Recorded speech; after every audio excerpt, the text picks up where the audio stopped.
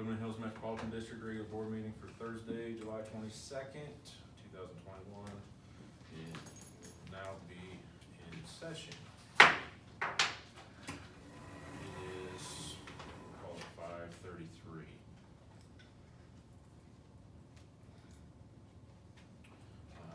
Let's see. Roll call. John Martin here. Neil Erickson present. Stacy Popovich present. And Troy Stinson present. Mr. Reagan won't be here tonight.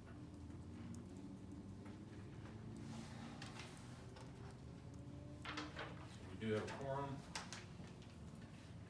On with the meeting.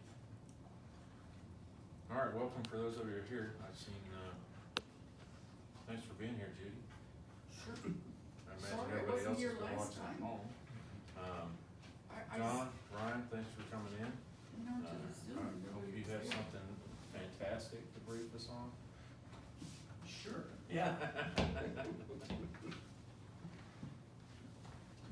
For everybody else watching this, drive by the new the rec center as they start throwing steel up over there and getting that thing built out. So it's a pretty impressive deal over there as it gets built out, like the water tanks. So, with that being said, does somebody want to lead us in the Pledge of Allegiance?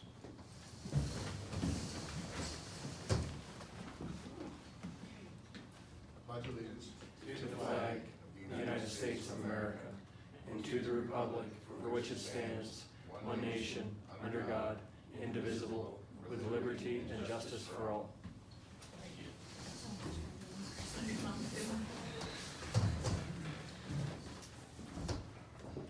All right, approval of agenda. That motion to approve the agenda is written. One second. All right, got a motion by Neil and a second by Stacy. Any other discussion on it? Okay, all in favor of approving the agenda? Aye. Aye. All right, motion carries. And let's move on to approval and disapproval of the board minutes.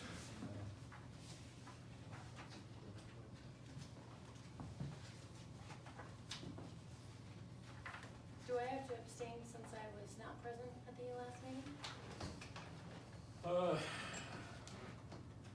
President, I don't think. If you read them. Okay. I don't know if it'd been posted for you to watch the meeting. I did not watch the meeting, so whether it was posted or not, I did Yeah. not watch it. But I did read the minutes, but I don't Okay. know if I can. I would probably abstain just so Okay. you can stay safe. Sure. Make a motion we approve the minutes. All right. Second. A motion by John and a second by Neil. Any other discussion on them? All right, all in favor of approval of the board minutes Aye. for the last meeting? Aye. Aye. Any opposed? Motion carries 3-0 and 1 abstain. All right, JDS presentation. Wow, that was fast. I'm not messing around. 3 o'clock comes early in the morning. I imagine it does. You were gonna direct John, I was gonna turn the lights off. Let's see how it looks. Oh, I closed it. Oh, You gotta, what do I need to do? Open the on the projector. projector, it has to be open. Yeah, open the lens on the projector. Yes, thank you. I don't know how yours works. Sorry. Somebody with has been properly trained. Bigger hammer. And Ryan, how do I make it full size? You do control 5. Control F5. Control 5. Control F5.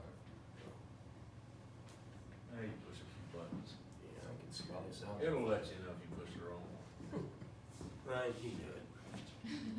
Everybody's smarter than me. Or you can just hit the play button.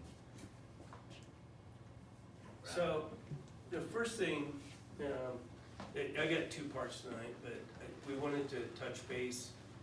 I don't know if you guys have seen some of the stuff on the tank. I know a lot of you did get out there when we were building it, but we just wanted to throw a few pictures up, a couple that you may or may not have seen, and a few things I want to explain. So these were taken during construction. The top one, as you can imagine, is the floor. As it was going in, I think the size of that tank, the people out there give you some idea how big that thing is. And then an aerial taken from one of the videos on your right, as they're just starting the walls. So the walls actually were going up around that outer circle, not around that inner circle. And then, of course, what's up is not the roof, but strictly the supporting mechanisms that hold the concrete when it's placed. And I have another picture that I think you probably have never seen. This is the inside. And it was when we were just testing, so obviously they're not walking around in your water. But you can see that this thing fills, has quite a mechanism on the inside. And the reason that it fills from these different angles is that there's a passive circulation system in there that causes when you fill, water comes out in a certain place, pushes it in a circle, and it comes out, when it comes back out, comes from a different location. The whole reason for that is to keep that circulated and control your water age. And so, I wanted to pass a couple of those on to you, and I'm gonna come back around, and if you guys wanna see it, at the end, it's just only about a minute. There's a video taken from the air, from our drone, and it might be interesting. So, any questions about that? Jerry said, hey, would you throw a few pictures up of the tank and just talk about it for a few minutes? And so, report only, but while I'm still here, feel free to ask anything you want about the tank. But it's online, it's operating, and the site looks pretty nice, as a matter of fact, out there. And I'm glad to see a couple of you got out, I think, when we were building it. Hopefully you found that interesting. So John, if I could, typically tanks were designed with an inlet that was also the outlet, correct? And so water would come in and water would go out. And what would happen is your tank would stratify, and so you had really old water in there.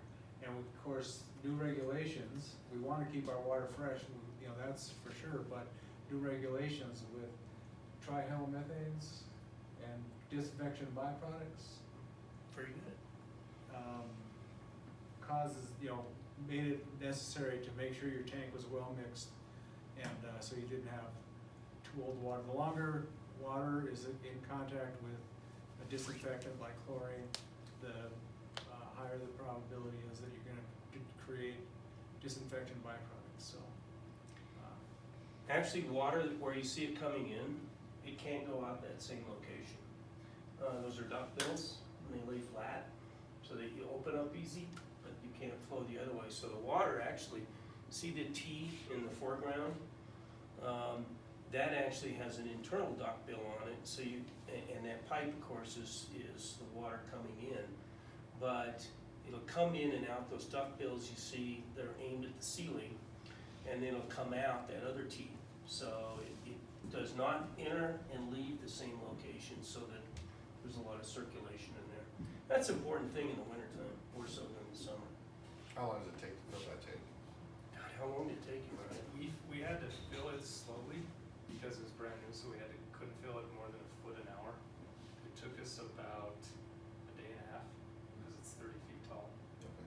So, and we were filling it there at about 200 gallons a minute. Now it's filling at about 1,000 to 1,500 gallons a minute. So those nozzles will shoot up in the water quite higher than that. Interesting. Is there any reason to ever have to drain the tank for maintenance or anything like that? Or? The concrete tank is gonna be a lot more durable, and you don't have to repaint them like you do a steel tank, which you're 10 to 12 years you can figure painting. And painting it to a 3 million gallon tank now is $500,000. And so the concrete is a lot more durable, and the chances are pretty good you won't be in there for 20 years. So is that being used right now? Yeah. That's being used? Yeah. So there is water going out and then more water comes? Yeah, and it's full, now it's full. It's full. Or Jerry could tell you, if it's Okay. 28 or 30 or whatever feet, but it's been online since, Thanksgiving of last year. yeah. Oh, wow. You've been drinking out of that for a while. Oh. And those guys weren't walking around in there when. Well, I didn't grow an extra limb or anything. Yeah, right, thanks. So two eyes. I still have 2 eyes, yeah. Yeah, so, yeah, see right here? Yeah. That's the actual, one of the outlets. There's multiple ones because that pipe is pretty long. Ah, This thing is huge. So, I mean, you can tell from, but anyway, it's you don't get to see that shot very often, so, Jerry thought it was interesting. All right, this is why I'm really here today. You remember, 6 months ago maybe? We did it over Zoom, so it probably wasn't as effective, but, that talk was kind of like, here's the water side of the world. And today we want to talk a little bit about the wastewater side of the world. And obviously, you know, as you all well know, you have a brand new wastewater plant. And so, at least right now, you know, you don't have anything pressing. A bit of quick background, it was constructed in 2018, put online in 2019, converted an old lagoon system to this activated sludge. This is one of the more advanced plants in the state now. Wow. Soon to be not as advanced as they want, but we'll talk about that as we get there. The plant that was in place was failing for years. Woodman literally wrested control from Paintbrush Hills in 2011. In 2013, when you inherited the tank, it was under, or the wastewater plant, it was under a cease and desist. So yeah, you got a really nice facility, but you really needed to get control of it. Since 2011, you got your COC in 2013, which is a compliance order from the state, and you got the discharge permit in 2015, which really kind of paved the way for you building a new facility, which you did, and it was approved. Site application was approved in 2016, design was approved by the state in 2017, went online in 2019, and it has it's been performing and met every single standard to today. And so you haven't ever, the first few months they always get going. It took a while to get up to speed in 2019, but you've been there ever since. Right now, you're loaded. It's a 1.3 million gallons a day plant, MGD, million gallons a day. And right now, you're running at about 0.9 MGD, so it's about 70% loaded, hydraulically loaded. So there's a significant amount of capacity. The permit status is interesting. Your last permit was issued in 2015. It lasted 5 years, and so the current permit expired in 2020. I think January 1st or December 31st, 2019, however you want to look at it. However, you've been administratively extended. What that means is they didn't issue you a new permit. They said you live with your old permit until we tell you otherwise. And right now, you are in 100% compliance with that permit and will continue to be as long as those are the rules. What that means is technically you've already applied for your updated permit back in 2019. Technically, a new permit could be issued at any time. It's very unlikely you're going to get one for at least 2 years. The background behind that, if you listen to CDPHE, right now they're reissuing all the permits on the plat. And their intention, at least as they say today, their intention is complete all the permits on the plat, and then they'll start in on the Arkansas. That's gonna be 2 years plus. However, technically, I mean, they could reissue it anytime. It is possible that if you were to create some kind of a major change or some other permitting action relative to this, in other words, you want to change it, you want to expand it though, they would issue a new permit that would have new standards in it. Real quickly, there's your new plant, good overview. What we call the main basins, all the most main function is completed right here, which is all the biological action.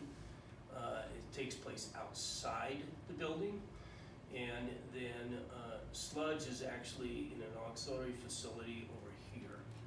I'll show you a few more pictures and then tell you what, jump ahead as to what these are. So, inside the building, how many of you been in it? I mean, a couple of you have, haven't you? Oh, great. So, you've seen the clarifiers, they're under the north side of the structure. The pump room down below, that's not everything that's down there by any stretch of the imagination, but the pump room sits literally underneath the blower rooms and the lab and so on and so forth. This is a screw press. You're actually taking the final solids and making a cake out of them. Glad to see you guys all have seen it. Down here in this corner, that's a semi in the building that we're literally loading out the sludge that once every, Jerry can tell you how often, weekly, it's hauled. Electrical room, got a lot of power in this thing. Lab, and then some of your chem feed systems down below. Anyway, just to kind of give you a tour of the facility, what it is. It's, so, next question, what comes next? It used to be when I considered long-term planning of wastewater, I thought about 20 years. It seems like the state, federal government has made that, well, you can plan about 15 minutes. So, even back in 2017, 2016, when we were designing this thing, we were thinking about what is gonna have to come next. What do we believe will come next? What's certain? What do we not kind of know about? So, it's when you get your next permit, which is likely to be 2023, 2024, that permit will run for 5 years. And there are a couple of things that we anticipate being in that new permit. And two of those things are right here. One of them is what we call Reg 31. And we pretty well anticipated this one back in 2016 very clearly. And we set up for this. This is an increase in nitrogen, phosphorus standards, nutrient standards. And I'm gonna jump back and forth a few times up here. This main basin facility is pretty well set up. We pretty well nailed it in 2016 to deal with 2020's issues. So these basins and all these extra walls are set up to accommodate that expansion. So we're not gonna be building any more concrete basins in here. The sludge holding, I mean, if we do expand the facility for some reason, we have to do growth, is set up to kind of do Lego blocks, you know, kind of out in this area. But the flow through this plant is up the middle and then down both sides. And that is set up to accommodate any of these things that you're potentially facing. Sorry for jumping back and forth, but it makes it easier to discuss. Regulation 41. Of course, you know, 20 minutes after they signed the plans to design this plant, the state sent a letter out. I'll jump forward to kind of that slide. It said, we're gonna apply Reg 41 in your next permit. We thought that might happen, and we made some plans, some accommodation for Reg 41 in this plant, in so much as Regulation 41, what it is it's a regulation governing discharge to groundwater. In theory, your plant discharges to surface water, not groundwater. However, in the last decade, the state has fought a lot, mostly with Cherokee, one of your neighbors, in terms of applying groundwater standards to surface water, and in their case, strictly groundwater. But due to pressures from the upper black squirrel, Reg 41 was applied to that plant. And of course, as you probably know their history, they built a brand new plant in 2010. It violated ever since, and they're doing a $45 million addition on that plant now. So we did anticipate the potential of Reg 41 impacting you at some point in the future. Now, let's say you're issued a discharge permit in 2023, 2024. That doesn't mean immediately, well, you have to be there. You you would get a compliance schedule in that would mean the things we're talking about are probably 4 to 8 to 10 years down the road, but they're big ticket items, and so you need to be thinking about it. You don't need to answer any questions today, not at your next meeting or whatever, but you need to start thinking about this stuff. So there are 3 reasons why we may have to add on or improve the plan. One is Reg 31. We did a pretty good job of planning for that. We did a whole bunch of things early on that Reg 31 expansions or improvements are pretty well set up. We'll be adding a lot of chemical feed, making some changes. Reg 41, we made several accommodations to potentially accommodate that, but TDS, and we're going to get into it, is a much more complicated issue to deal with. Last but not least, that might force your hand on expansion is growth. Now, right now, that 1.3 million gallons a day would handle everything that is in your service area and generally plan for build out of Woodman Hills service area, Paintbrush Hills, so on and so forth. But if the district wished to serve additional off-site development, and as you know, we've had some talks with Grandview, who wants to add 5,000 units all of a sudden, that would mean that the 1.3 would not be adequate. So not only would we have to deal with probably those 31 or 41 issues, but we'd also have to plan for expanding the plant capacity at the same time. We thought about that one too in 2016. So once again, we can double this plant size in that same basin footprint area. We have to make quite a few more changes, and we have to change quite a few things on the backside, but we anticipated that, look, if 1.3 is never enough, here's how you build on to that. Now, timing-wise, oops, I jumped too many here. Timing-wise, the 1.3 would last you the way you're going for years near. Am I standing in the right place, Daniel? Okay. Would last you for as far as we can see, your decades. However, if you did end up serving an offsite area like a Grandview, that Reg 31 and Reg 41 are likely to dovetail in that would kind of force your hand in the 2027 through 2030 era. So as we think about this, I said 4 to 8, it could be, even, it could be 4 to 10. But although I know that seems like a long time down the road, but you start thinking about those things today, like we thought about in 2016, what are we gonna do when these things happen? Here we are, 6 years later, starting to talk about some of this stuff.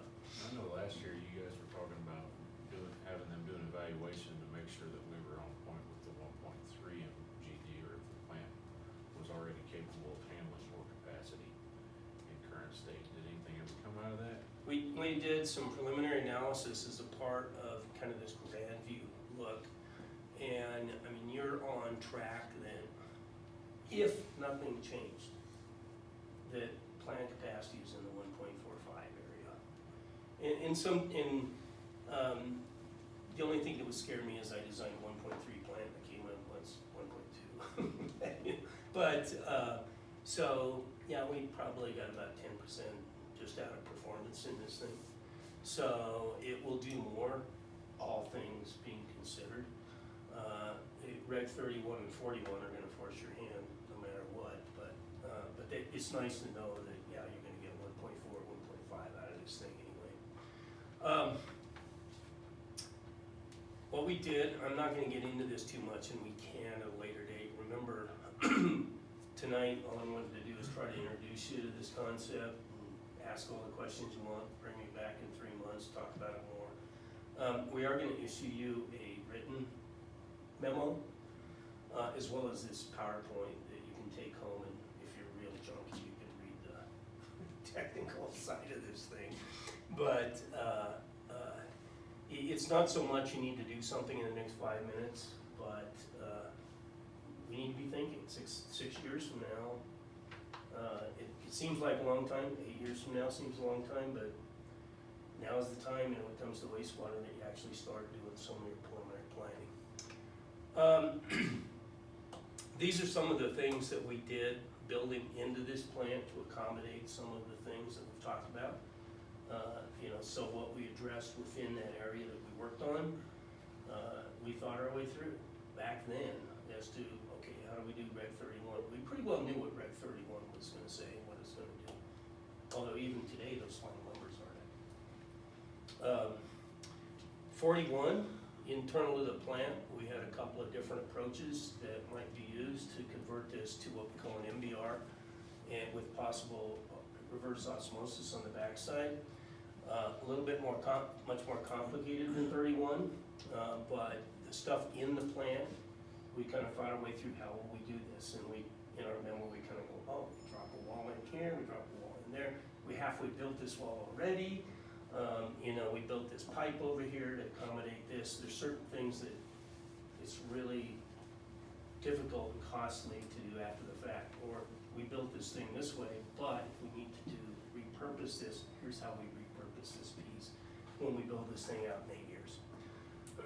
And obviously the growth thing, as I indicated, we can go to double this capacity pretty easy within the same footprint. I'm gonna skip through some of this a little bit in terms of what the components are. For those of you that really are junkies and wanna get down in the weeds on this, you can get down into the components. The headworks, we didn't really with the last plant, we kind of set this off. We left it with 6 mil screening because A, we didn't know if we're gonna need Reg 41 or not. And we will have to jump to a little bit higher screening standard. Oh, I put a lot more than I need to in here, slides. On 41, assuming that 41 would come, we would have to jump to a 1 to 2 millimeter. We didn't want to do it at the time because we also wanted to plan for the ability to put a little lift station in with that, where we could use a whole bunch of freeboard capacity we built in those basins in the future. So certain things, yeah, we totally planned up front. Certain things we specifically didn't do then and left for the future because we knew that piece wasn't certain. So it kind of cut both ways in terms of accommodating the future. In many cases, we put something in. Some cases, we specifically avoided a piece.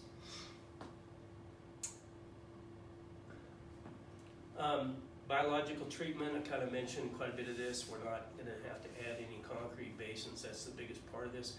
We designed this plant to accommodate a process leap to either what we call IFAS or MBR.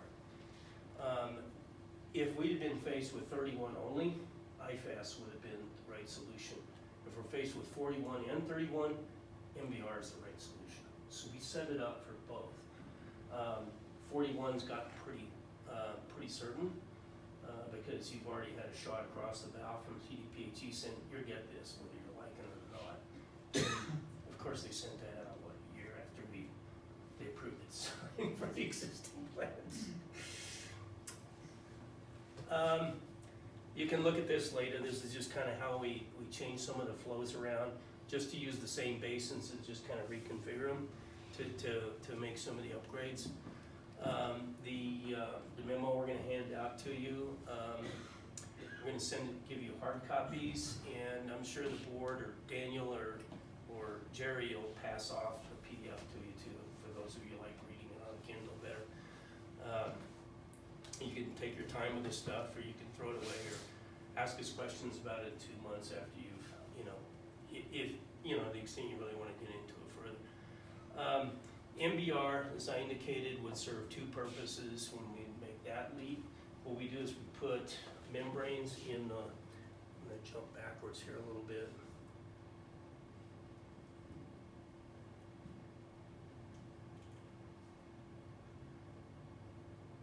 Okay, what we do is we put membranes in, see we set up these 2 walls right here.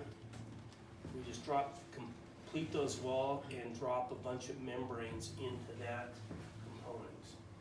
And what that does is, they're not cheap, but we set the walls up to accommodate this. We set them up on opposite sides so we can even take this entire side down, put them in, flip it over to this side, put those in.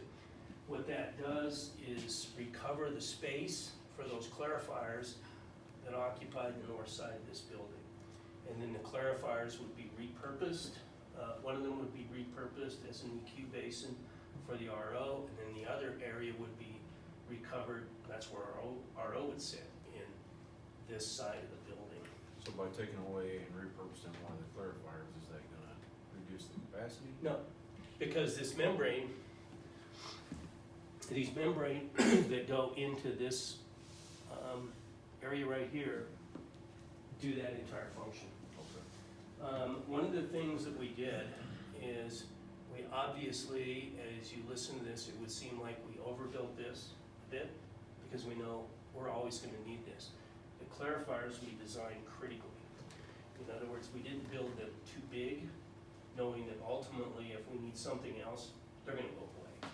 And we're gonna flip them over to one of the clarifiers will become EQ, the other clarifier will go to RO. So, I'll tell you the one thing right now that I wish I'd done differently. And Jerry knows this one too, Ryan, and we all had the debate back in 2015. You saw that the clarifiers around. There's also an opportunity to build clarifiers in what we call a squircle. It's a square, we build a square basin with a circular internal clarifier. And they don't work as well as the circular clarifiers. They still are a circular clarifier. But I wish I'd done that maybe a little differently, because I would have repurposed that one side a little differently. But, you know, what did I know 5 years ago, right? Yeah, we had a hell of a debate about this, that Jerry was involved in.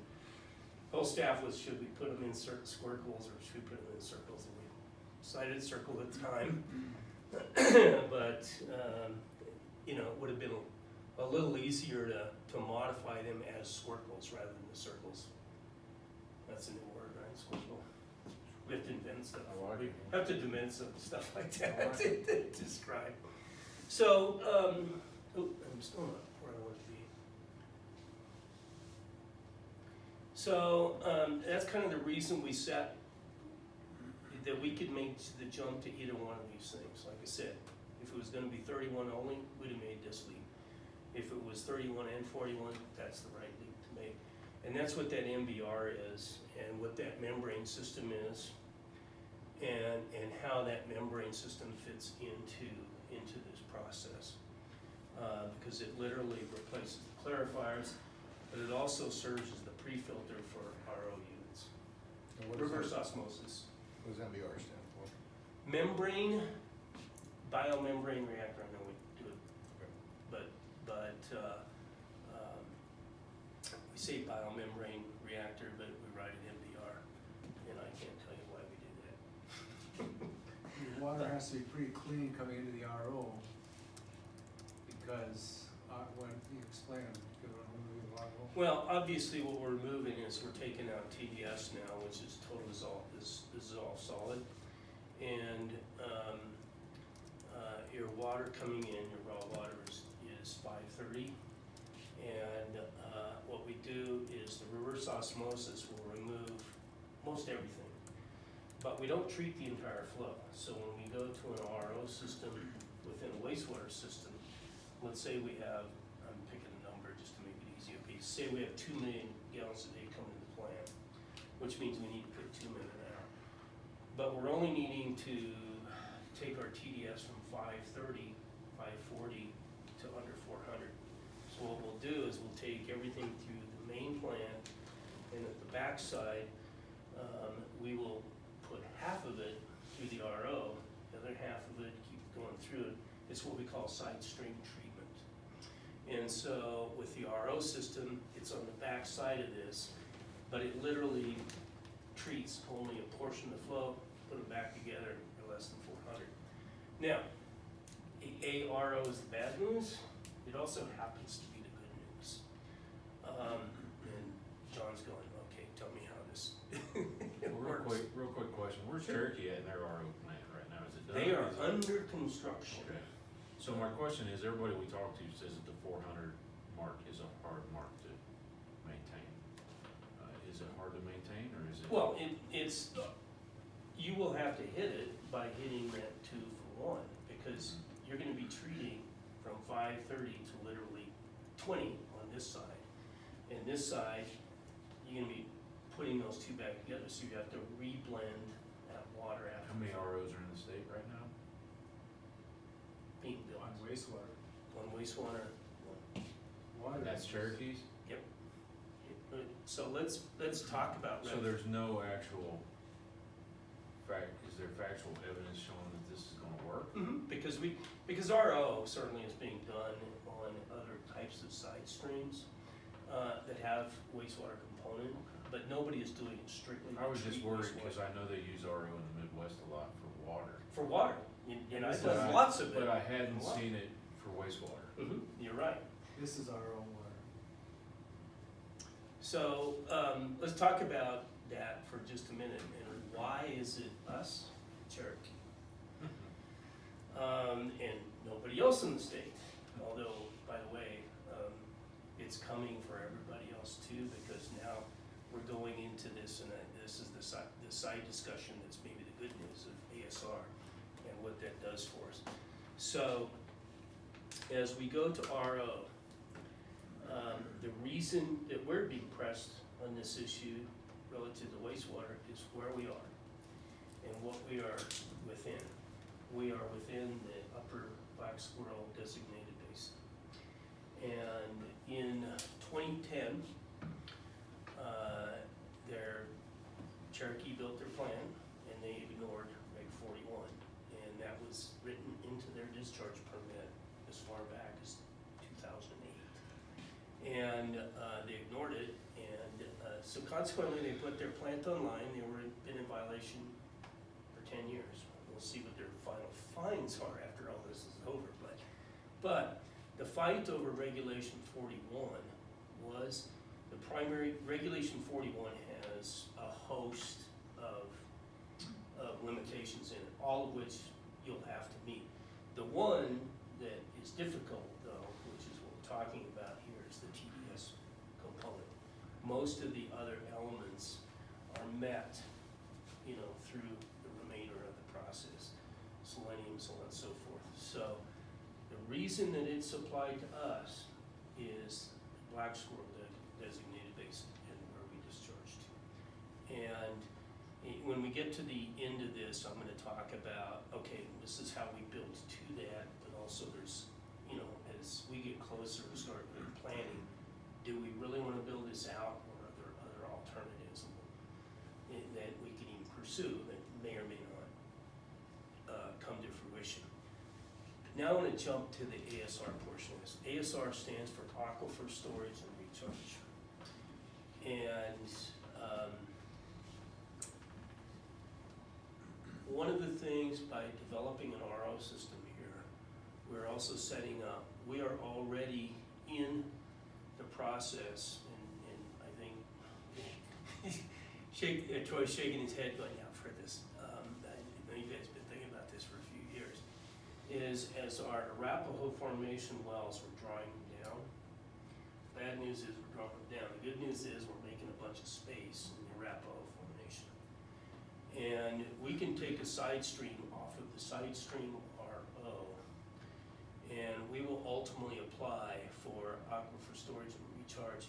Most of our water is although it's non-renewable, it is fully consumable, which means that most of the water that comes out of that plant is still ours. That's not always the case with most water rights.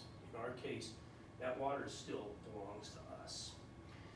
And so if we can treat that wastewater, or at least a component of that wastewater, to that high degree, we will take that side stream off the RO and start replacing water in our Arapahoe Formation. So literally what we're starting to do now is kind of a takeoff on this whole thing we're required to do just to discharge. We're gonna take a piece of it, start putting it back in the Arapahoe Aquifer and banking that water for our future. a slow rate, and then we'll build it up over time. So, I know Troy has at least heard, you know, the term ASR, aquifer storage and recharge. It's been kind of on this district's radar for some time to start doing this, and we've already plotted which wells we're gonna look to, and which group of area that we would target with this thing. So, the good news of what we're talking about is you've got this side stream coming off this side stream, they're gonna set up to start remaking your water. That's the good news part, of what I have to say. So my today. question, because this was a topic the first year after I got elected, and I was up at the conference, was, do we know exactly how many straws are in that Arapahoe aquifer? Yeah. And obviously, we know, I mean, we could for the whole basin if you wanted to, but we also know exactly which straws are in the aquifer in our area. And we know exactly where they are. So what we I do. only question that because if we're the only ones putting water back into the Arapahoe for storage, and we have all the other straws sucking it out. Good question. All right, I wish I'd have brought a map of the district. Okay, so what we've targeted, you have a set of Arapahoe wells yourself around the district.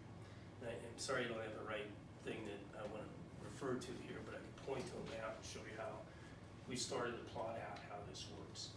So one of the, between A5 and A6 is where we could put water in centrally to our well field, so that we determine as we start what we call bounding the water in that Arapahoe formation, we are able to capture that water. We're not allowing that mound.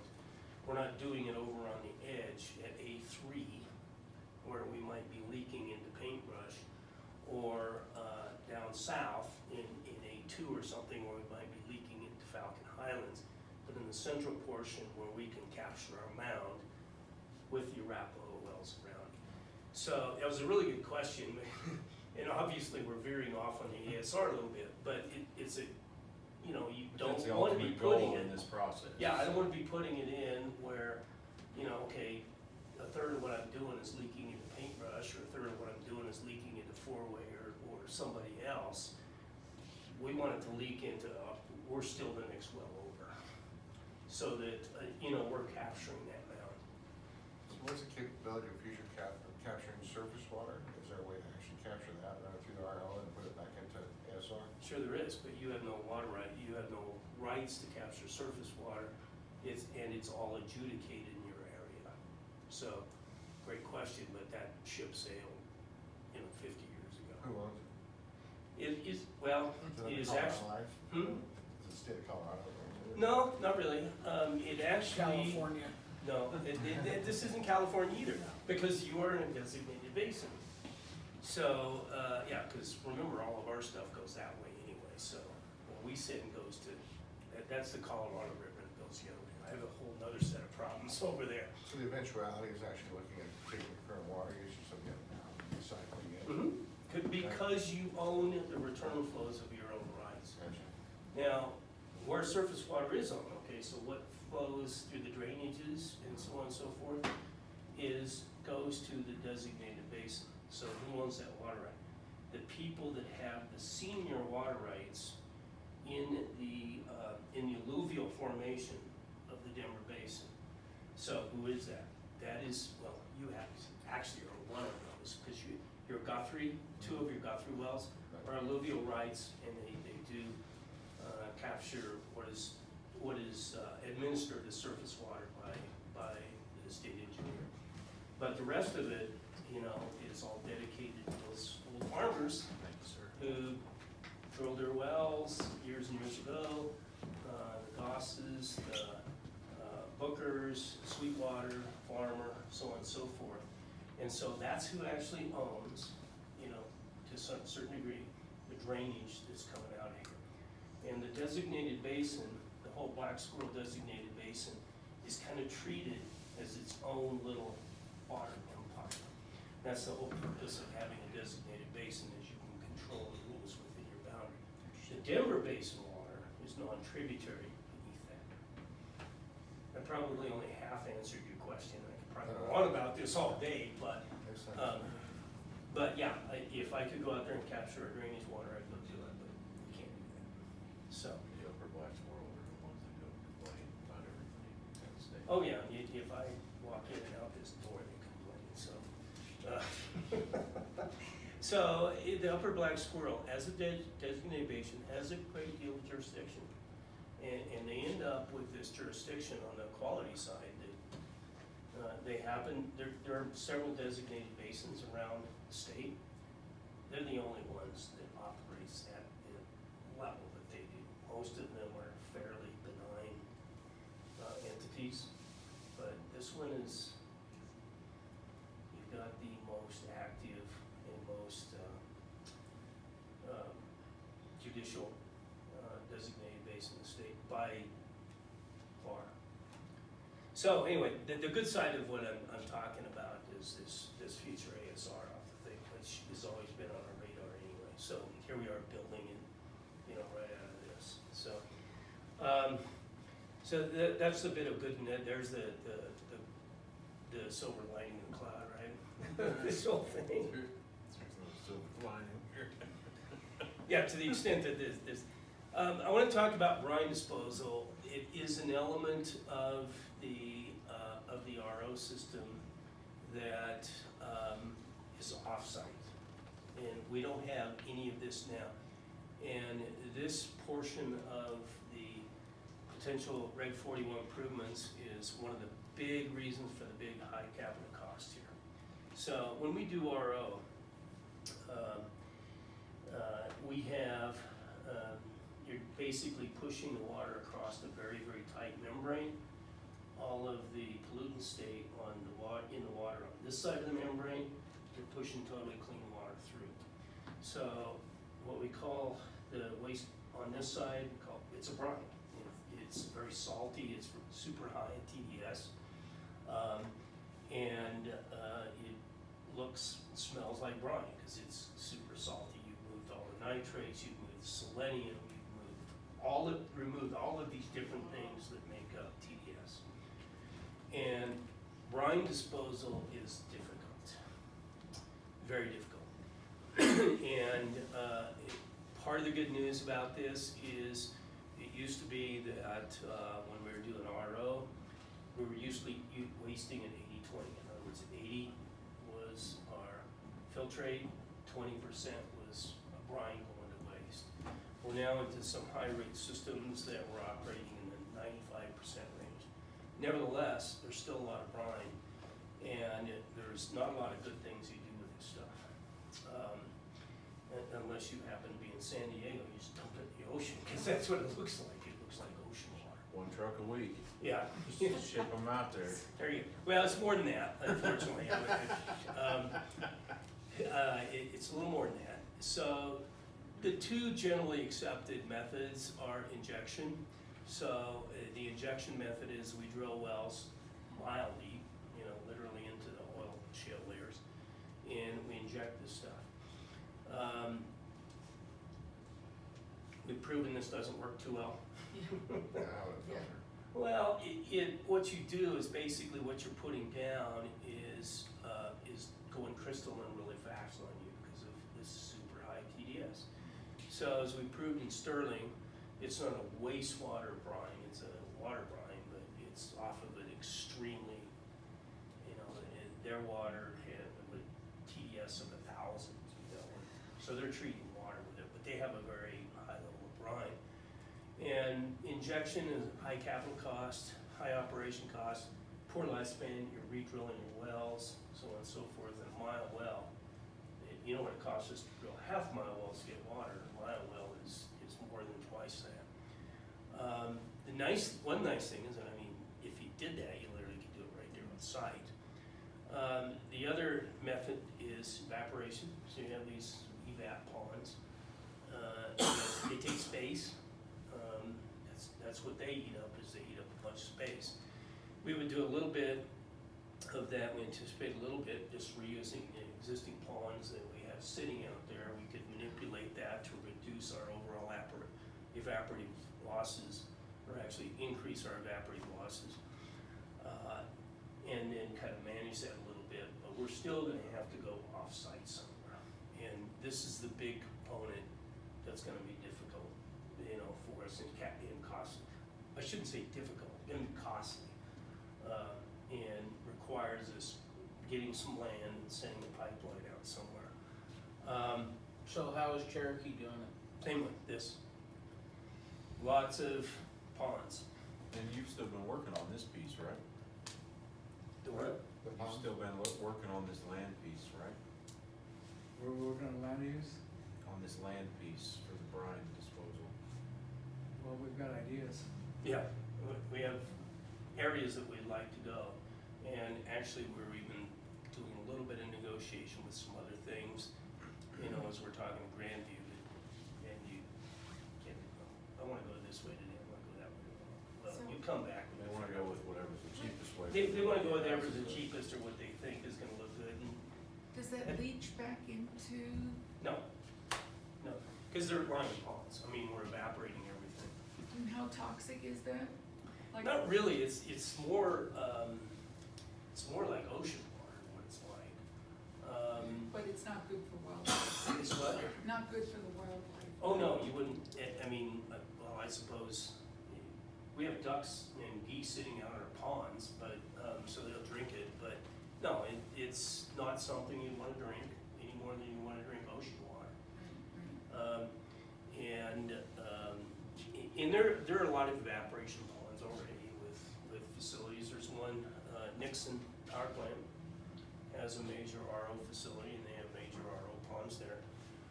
So, yeah, you don't want, you want it fenced, you want it controlled, but they're lined ponds, similar to what you see at the plant now. Right, right. So there's no leaching, it's, they're controlled. Except of course if we drill, Well, if you drill and you do it this way with injection, then you, Yeah. now, but you're putting it down a mile. So, How long did you inject that before that well would be dead? I will tell you the story on Sterling lasted 2 years. It was supposed to last 10 years, it lasted 2. And they drilled another one and now they're doing So it. does that permanently crystallize? Yeah, in that it literally, what do you think about, you know, as you think about, one of the things, you know, we all did that experiment when we were in high school, you know, we do crystals. That's literally what you're doing, is you, remember you had the salt crystals or the sugar crystals and so on and so forth. So that's, as you're putting that in, and as it's combining down there under pressure, start to crystallize around that wellhead and out in the formation, so it just starts slowing down and slowing down and So slowing we down. can inject it. You'll all go- the way around the. you might go in. Keep our wall. Most people understand. I'm not sure if I like having this stuff mixed around, the Yeah. portion of it that doesn't crystallize, mixed around my Arapahoe water. But, yeah, it just, the injection wells just have not worked as well as, you know, we all thought. Yeah, so our water basins are how deep, roughly? So your Arapahoe water, it runs roughly from about 1,700 to 2,000, and then your LFH is, you know, 2,100 down to about 24. So conceptually, when you're drilling down on the ground, you're 5,200 feet. Yeah. And You're down oil oil. half that, right? I worked over in North Dakota, so Yeah. we're going So- 10,000 feet, so. Yeah, I mean, that's a mile and 2 miles is Yeah. what the oil guys are at. So, but anyway, did I answer your question about that? Okay. So, I wanted to mention this brine disposal component because that is one of the more, I mean, it's not hard, it's just costly, all right?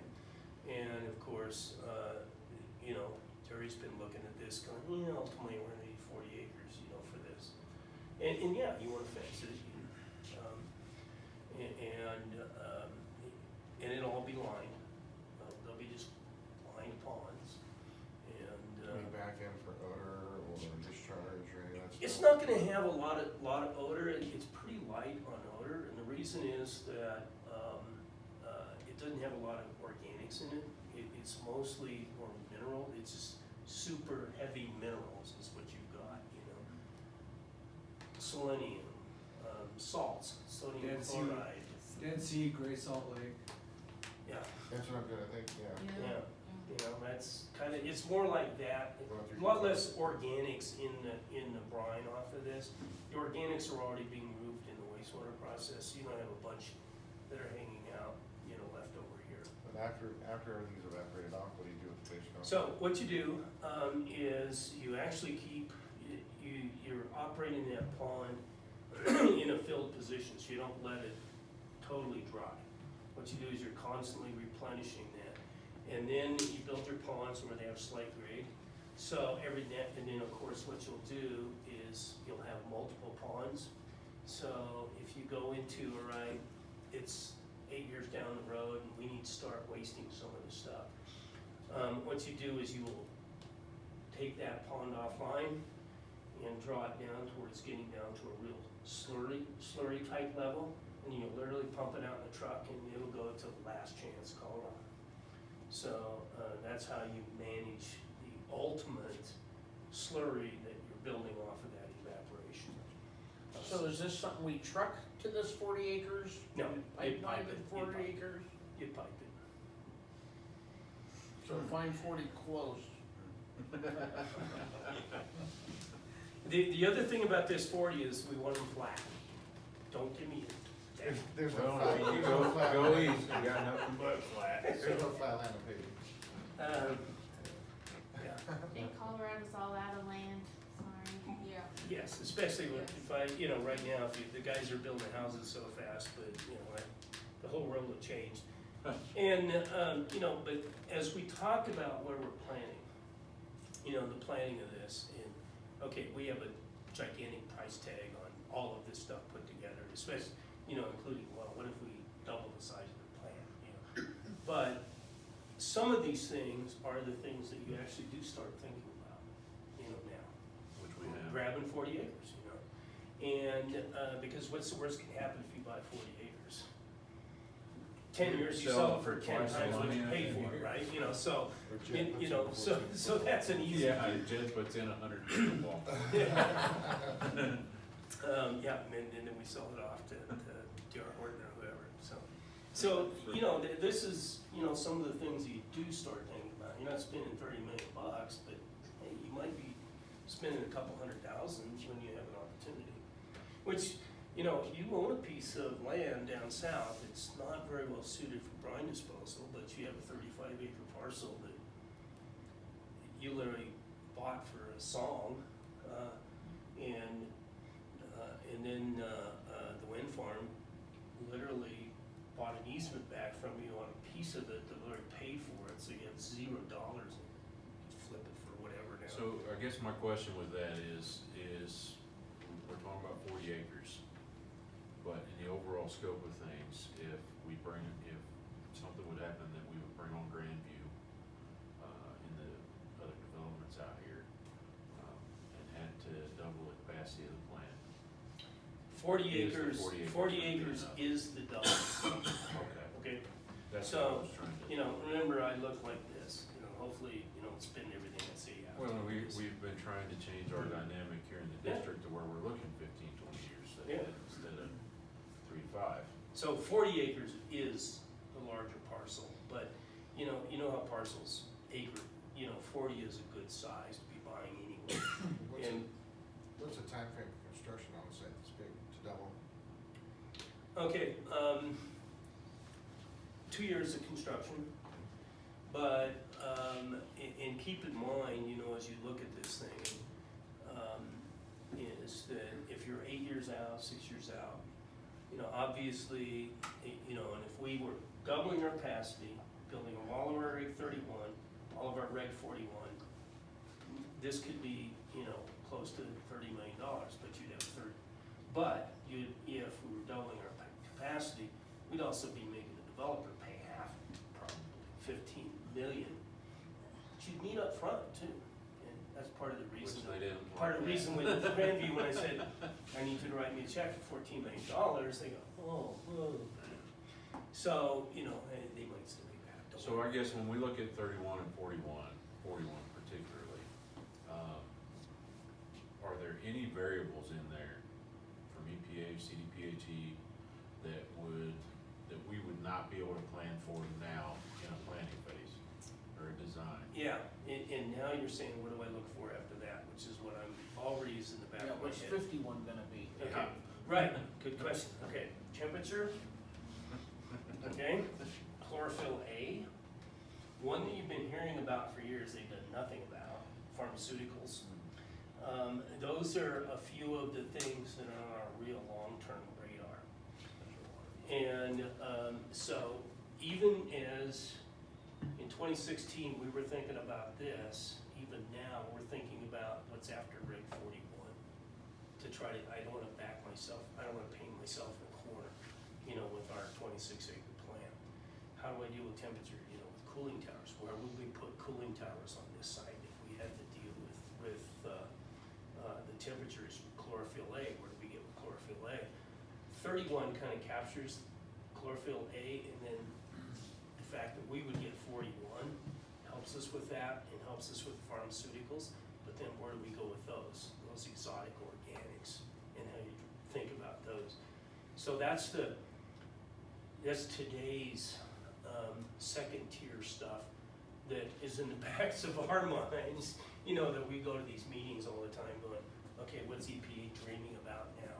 Well, there's gonna come a point in this process over the next few years where instead of planning on the back end of these plants, they're gonna have to do more foreplanning on Well, the front end. in actuality, where it's coming, we are now to the full circle place. Right. Already with the plant that we built, you are treating nitrates down to 1 milligram per liter.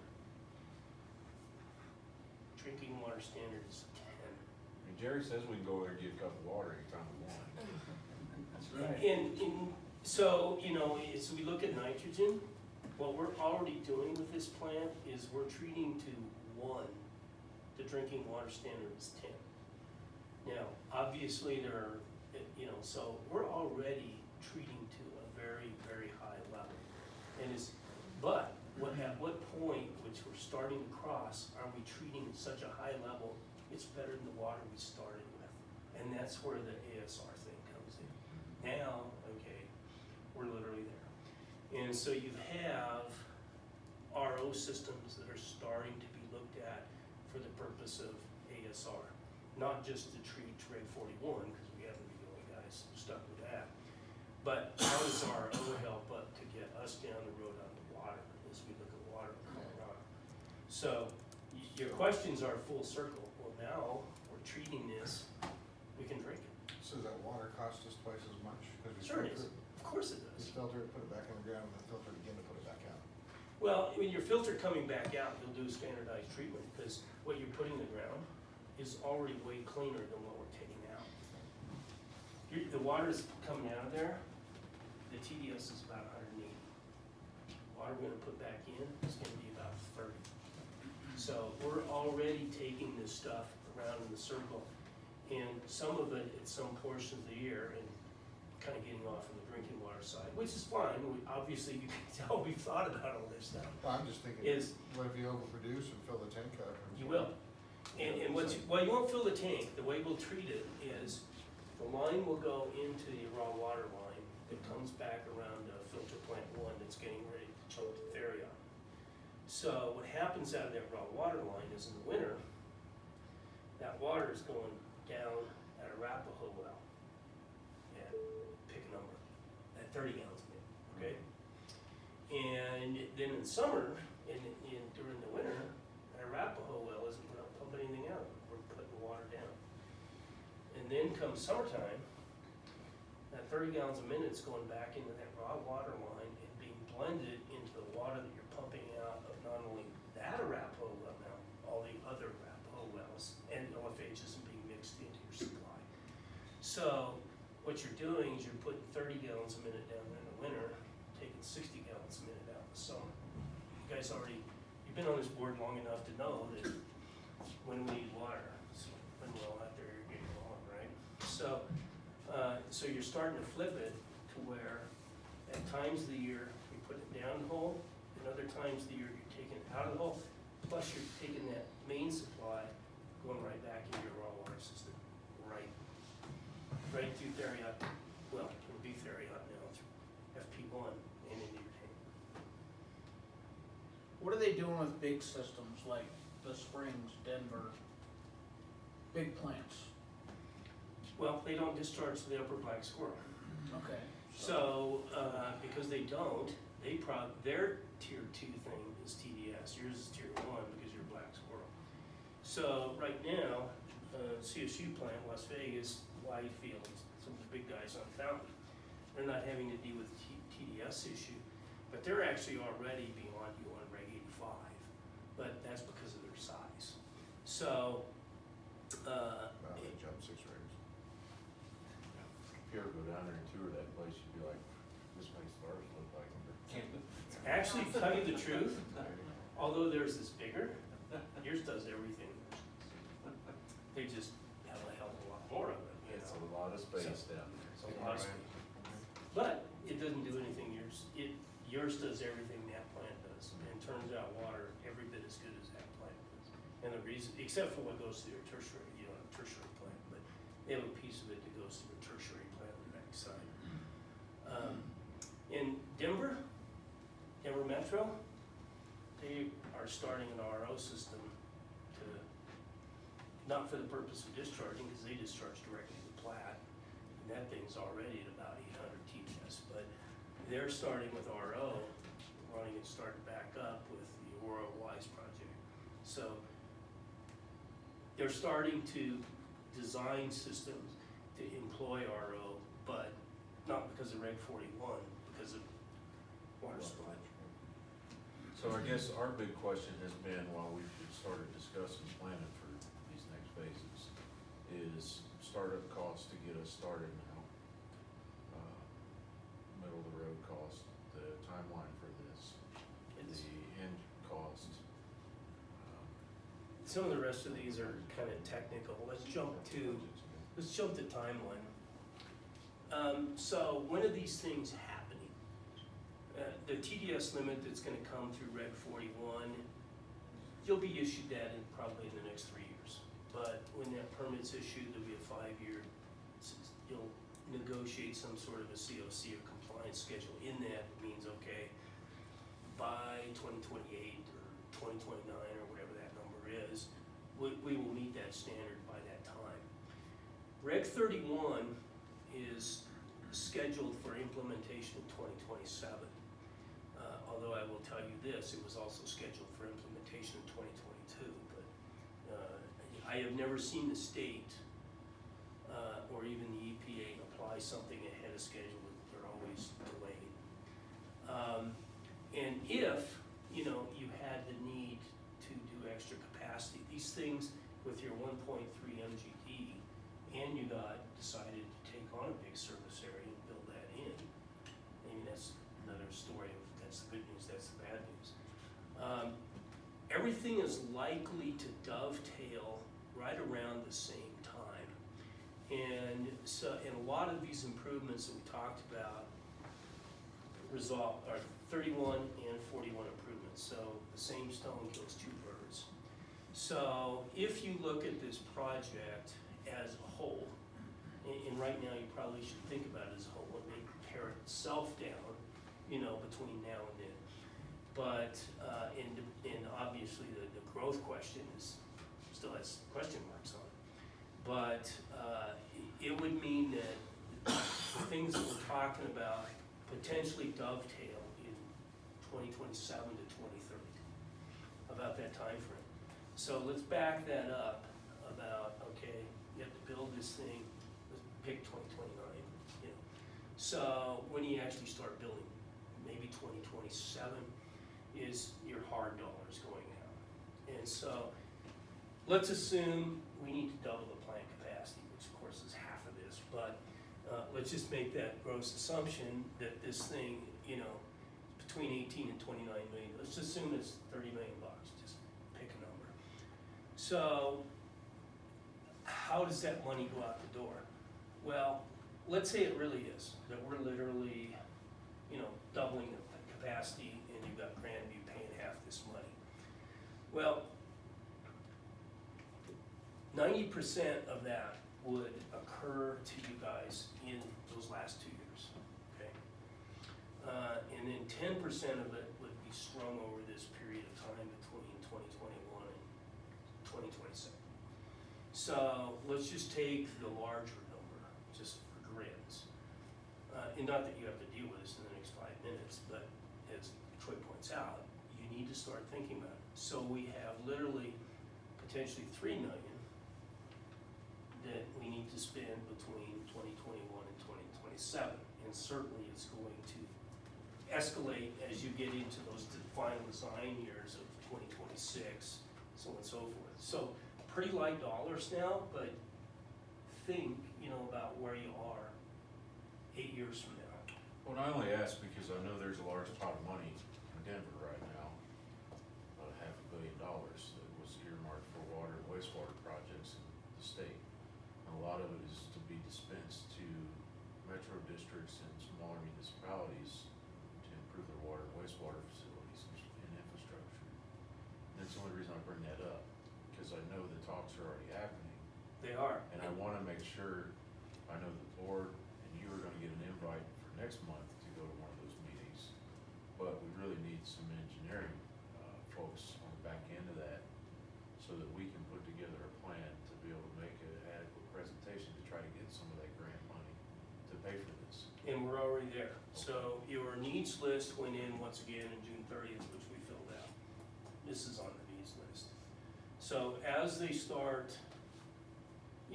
divvying up this money, not only the money that's still left over, there's still to divvy out from CARES, but what's potentially coming about, that we all read about, Congress argue about today, where the money is gonna get funneled through CDPHE, just like we went, it's gonna get handled roughly like what we thought we saw in 2009.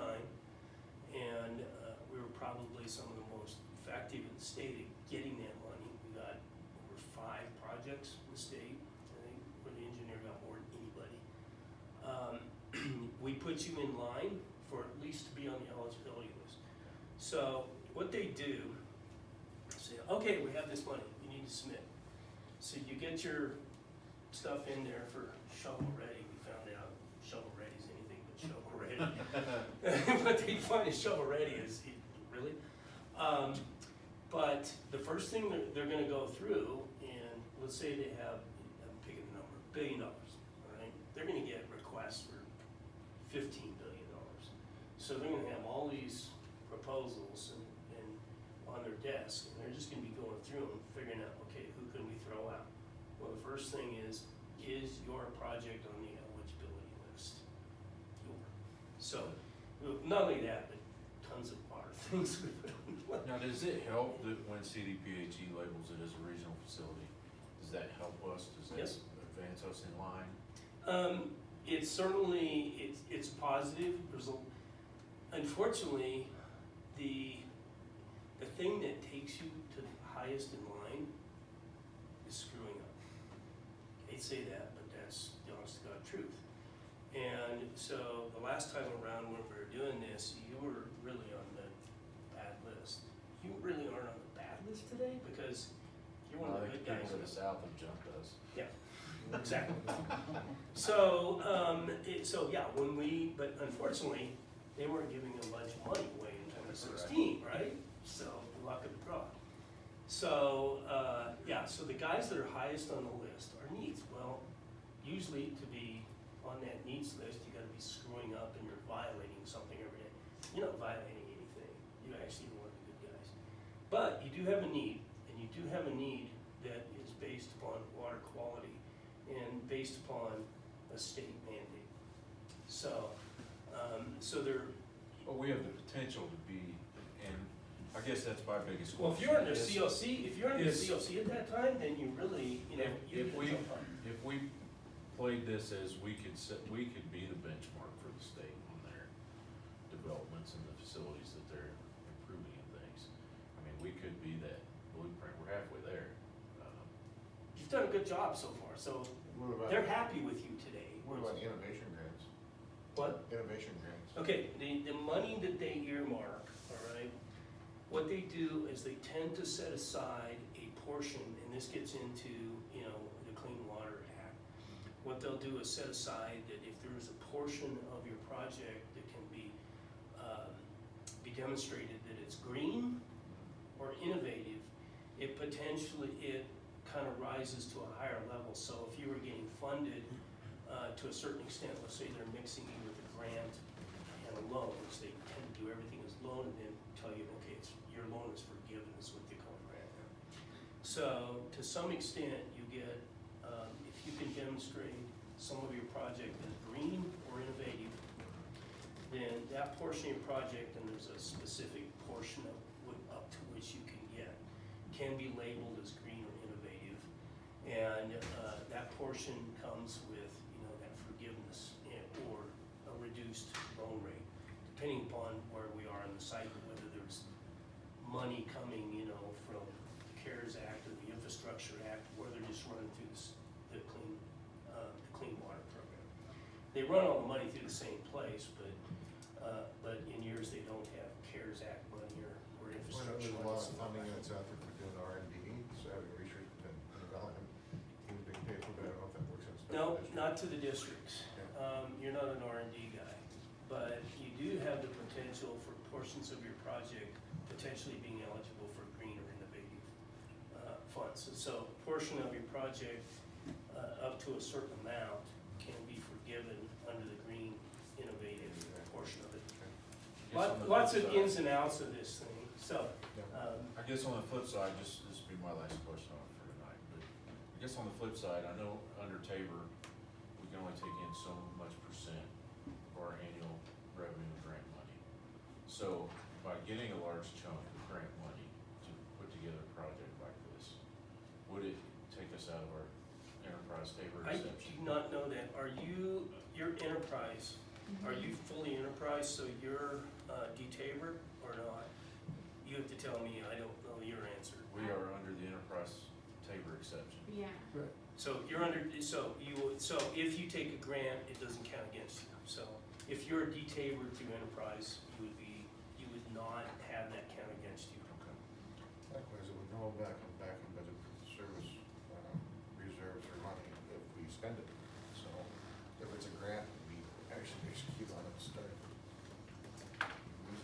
Use those Well, funds. and keep in mind that you have to be in a certain place, and part of, there is a little bit of luck involved with this, that your project need falls in line with when they're given money. But at least for portions of it, it may be planning, going for technical grants, which would be your early phases, what we call technical grants. Before you get to the actual capital investment, because that money is, price is 2027 or something like that. Unless for some reason you got this permit issued tomorrow, which I wouldn't encourage you to do either, because that's gonna, you don't know if you get that money either, all right? There's no certainty that you would get something even if we go after it. Sometimes we submit a project, and by the way, the other elements real quick, I'll just hit some of the highlights. So the median income of your area goes into that calculation. So if you're in slums, higher, not slums, lower. So they'll use the median income and they'll use that from the census. They'll use the 2020 census data because we'll be coming back around and that'll be getting published. So what they call the MHI, or the median household income, is one of the big elements that it gets calculated into the grant formulas. So there's a lot of different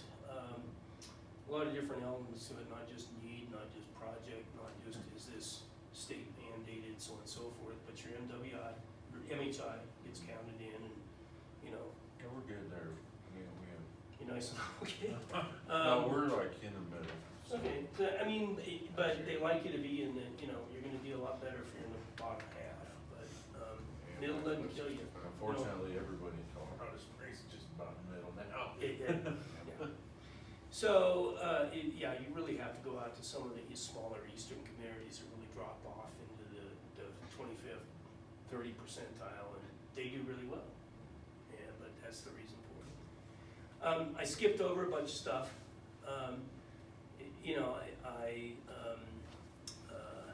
but I think you guys, you're starting, those are all the right questions that you're asking. And I mean, where we are is, we've done a pretty damn good job in the last 6 years, but, you know, we're into the, okay, what's coming? And this is kind of an education in that. Before, 6, 7 years ago, it was like, you know, the anvil's on your head and they're beating on it, but nobody's beating on your head right now, beating the door down to give you a new permit. As long as you don't, you know, go out there and say, oh, we went down the side of this land. So the timing is reasonably good. You know, we're talking about this stuff at the right time.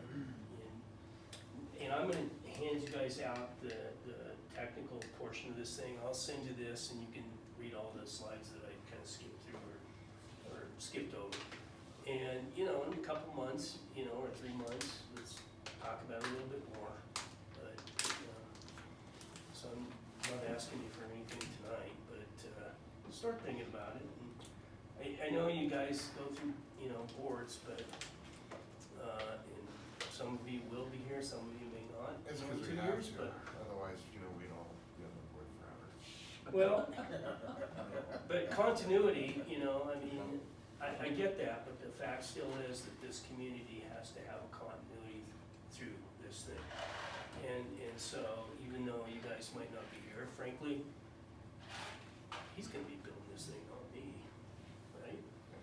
He's smarter than I We am. don't wanna give He's Ryan any he's more way money. smart, he's way smarter than I am anyway, guys. You've already figured that one out, haven't you? It's like Batman and Robin over there. So, you know, and yeah, there's 20 more guys down there way smarter than I am. But this is all they do. Anyway, it's a good introduction. You know, I think you guys got, I mean, you may not be down in the weeds of, okay, what is this little piece and that little piece, and we get more to that, but I think it was a good overview, but it also tied into the water, and you can see how this out. And, oh, I did want to hit one of the other slides real quick. All right, as we go down this road, okay, other considerations, you know, obviously, yeah, we go do what they tell us to do, we build these things and we pay this money. Well, as we do compare the alternatives that we're looking at, you know, we're gonna take a look at what about regionalization? Is there a point at which we need to dump this to CSU or Cherokee or whatever? Those alternatives have big impacts on your water rights, what that does, so you would have to think about those costs and, you know, make some of those decisions, but you ought to have all of the pieces of information on your plate as we go through the next years of planning. So, you know, that will be there. Certainly those areas will be poked at and considered. Last but not least, there is although precedence has been set on the application of 41 in our area, because of Cherokee, their letter still has what could be argued about a little bit questionable underpinnings, in so much as our application is truly for a surface water discharge, not a groundwater discharge. And they're applying a groundwater standard to a surface water discharge, but they're going back to that rule that we talked about, that you asked about and said, whose surface water is? Well, the groundwater district. So you may even decide, you know, hey, we want to go poke the bear a little bit and say, we're not so sure what you're saying here, you really can do. And obviously, you know, you may want to question, you know, in a few upcoming years. That's going to take a highly specialized, you know, environmental attorney to, you know, poke at that. Maybe feels like, you know, he's poked this a bit, feels like that we got a case we can fight over a little bit on the 41 element. You're not going to get anywhere on 31, well, that's coming. But you may want to consider throwing some soft dollars. Let's poke at it, okay? You took what you did down there to a true groundwater discharge and you're applying groundwater discharge standard to a surface water discharge. Can you really do that? I would question it, but I'm just a dumb engineer, right? Not an environmental attorney, so, you know, those are some of the things that you might talk a little bit about over the next several years. And feel like I checked that box fully. Do I really have to do this, or can I argue about this?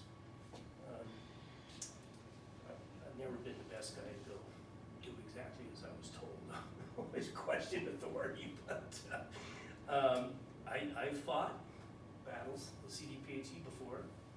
I certainly lose a hell of a lot more than I win, because they have all the cards, but I've won a few battles over the last 45 years. And there is a little bit here that I'm not so sure, I wouldn't like an environmental attorney to really walk through and do we really have to do this? Or how much fight do we have in this on this issue? Because they're starting to make a little bit of new ground, and the precedent they've set, they've set it for a true groundwater discharge in the designated basin. We are not technically a groundwater discharge. So I want to point those things out, because, you know, we're still a long ways away from the implementation. But if I'm a board member on this district, you know, I would want to poke at this a little bit. And I would also want to know, you know, as we start over the years, you know, when we start dealing with this, what are my options, okay? Can I go, if I gotta spend $15 million over here, Colorado Springs says they'll do it for $1 million, and they'll give me some water back, you know? You wanna compare all the things that you wanna compare, so you kinda got the kind of go at your own picture, but there is, you know, you want to have all of the information when you're starting to make real decisions on this. You want to have all the information in front of you. So this is just an introduction. I wanted to bring up those last two things, just so you're also thinking about those. Going, do I really have to do Red 41, or you know, how far can I push the envelope on this? So. That was the last one little thing I wanted to leave with you. Do you have a movie? Yeah, did you guys want to see this? So how do we get out of here? Escape, right? Yep. And then I just shut this down.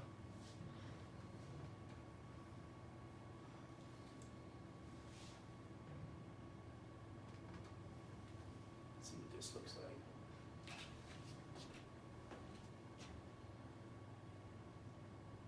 There's your plant. There's your clarifiers right over here, okay?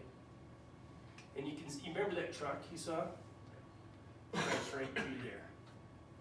And then of course those pumps set down the second floor down. Did I not start this thing? Battery might be It's going. No, it's running. God, this is slow movie. 40 more minutes. No, it's 1.5. Put this together, I'm surprised it's not black and white. I think it starts moving pretty good the last half. And I picked the short one out of it. There's a really long one, and we've also got some during construction that are kind of cool too, when this is going together. Because to see how what's built underneath the plant is kind of cool. I believe this is only a couple of minutes long, so.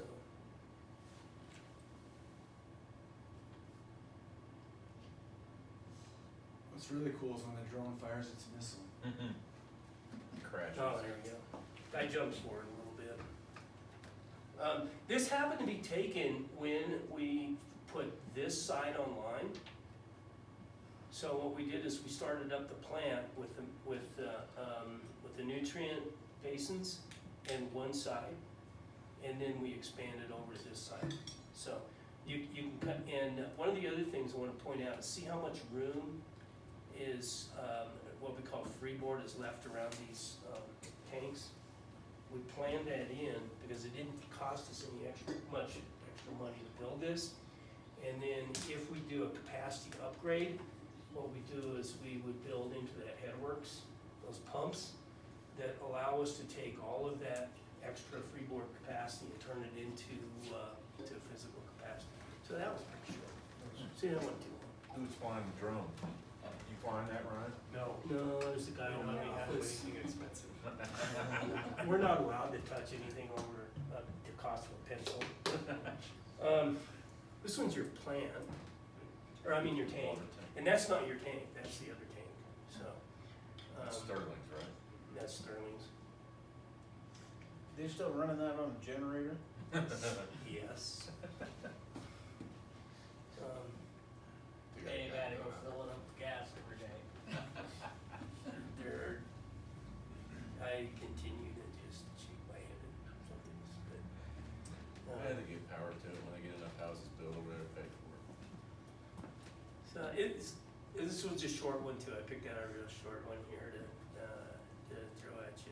We've got a whole bunch that are long, and,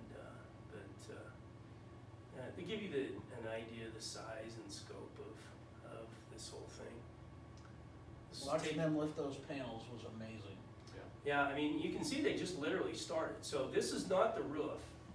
All this is this is the supporting structure that they built the roof on.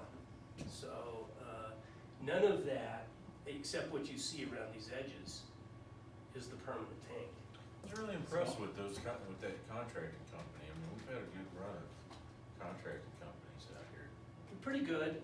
I think in lift station 1, if you recall, we picked a guy and he did what he said he was gonna do. And a little something extra over there for Yeah. 49. DNR is a great, I mean, we've got, how many tanks did they build for us? This will be, that was the second, and they've got 2 more they're gonna build for us. Yeah. They built CSUs, how big is that? The big one at Bailey, 10 yeah. million gallons. That 10 MGD plant, or a tank. I keep So saying all those plant. panels that we see on the roof had to come out after the roof got poured. So they build all those panels, and then they pour concrete, and then they wrap the walls in wire, and that just sucks that dome together, and then they pull all the false work out from under the dome. Yeah. So it's totally unsupported, 132 feet. That's really cool. Yeah. Just solid concrete, right? Yeah, and then of course, when they wrap, that's, you can be out there, but you have to be so far away, because if one of those things breaks, Is it's that gonna Danny? wipe out everything in,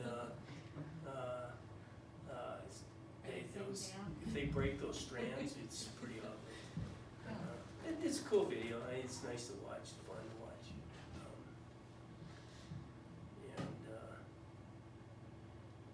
So, These are the things that the community doesn't see where their money goes. Yeah. So while you saw the floor was formed up, and while we were waiting for the building department to give us a permit, they were pouring all the sidewalls and getting everything done. So, but nevertheless, the county still managed to hold us up by about 3 weeks. as if RBD really understands what the hell it is we do, you know. These they pour these on site, you know, so those slabs are all, for those of you that How get a much chance to water get is out in there, it again? we pour these on the site and then they're. 3 million. It's a big tank, it's, one of the bigger ones around. Each one of those panels is about the length of my driveway, so. Yeah, it's, you think, okay, that's a lot of concrete, huh? And then, of course, you can't tell it that well, but this is about an 8-foot cut. So of the tank that you see in the end, there's a whole section of this that's down below after the fact. So right now you see the full sidewall, but the fill actually comes up to, you know, when you go out and look at it now, it kind of comes up to about there. So there's a good chunk of this that actually is recessed.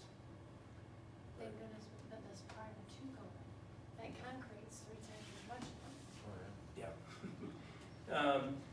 Yeah, I'm glad that we're not doing any really big projects right say the other day, we can't make up numbers big enough for what contractors are asking for today.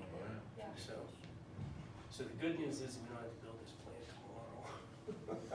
I would hate to be bidding a big plant today. There's room on this site for another 2 million? Yep. Thank you, Rita. So we always think a little bigger, you know, obviously, you know, what happens. Move that old one over there. Well, I got another We're spot for having that. some discussions about that. Actually, we wouldn't move it here, we'd move it to another place, but. Anyway, they're kind of fun, and, I hope they were worth, I would have brought Few my extra cold minutes. cup, I would have. Thanks for sharing. It's awesome. yeah, I mean, it's pretty amazing how much,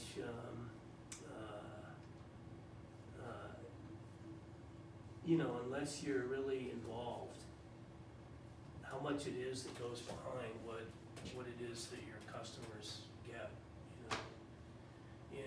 And, here's the hard copies, let's get those out, and, I'm gonna leave it to Rachel or Jerry to send out the PDFs on all this, so you go back, now, what did you say in there? I had a question, why do we build water tanks instead of towers here? Because, we have enough grade, that we can get that 120 feet by going over there instead of going this way, so as you go out east, what is it?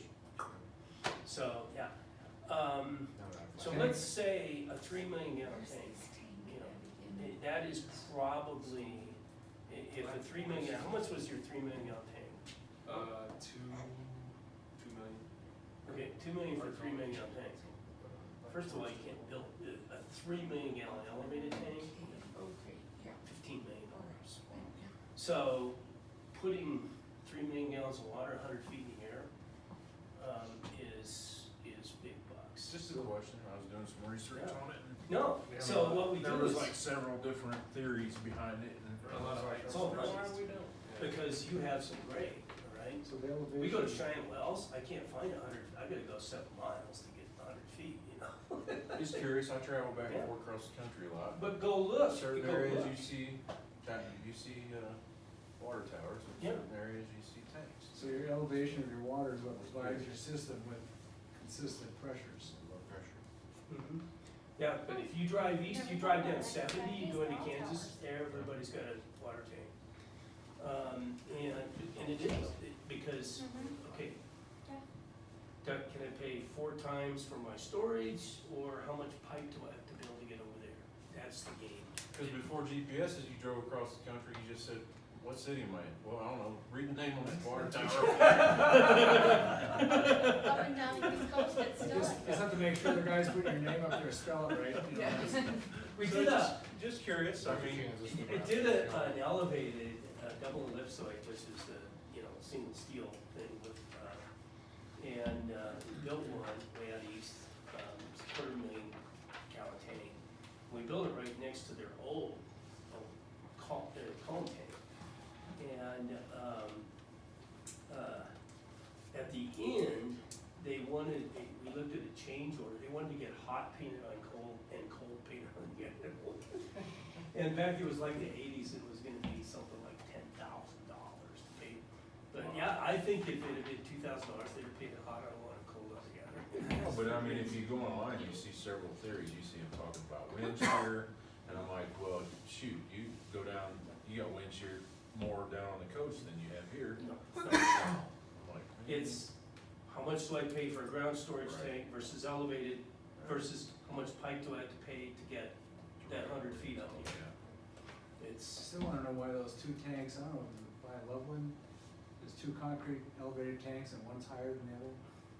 That makes me crazy every time. but, yeah, those are both composite tanks. The composite tank I've done, we have a pump station in, so, you know, those stems, they don't have water in them. Well, I appreciate the presentation. I really thought we were coming in here tonight, and I thought we were gonna get the bad news that, they're coming out with rate 41 right now, and we got 5 years to put all this in play.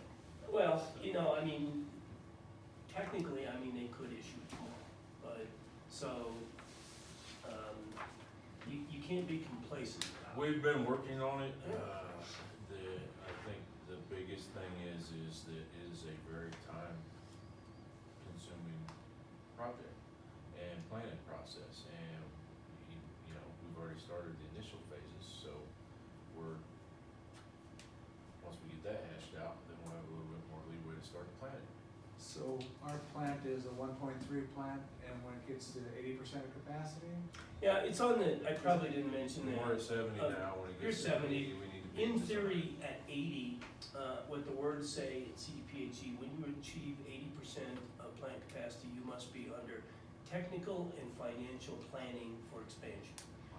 Now, you're ways away, but the point is that they know it takes years to do these things, even though they're part of the problem. They're the biggest part of the problem. But that's why they force you into that situation.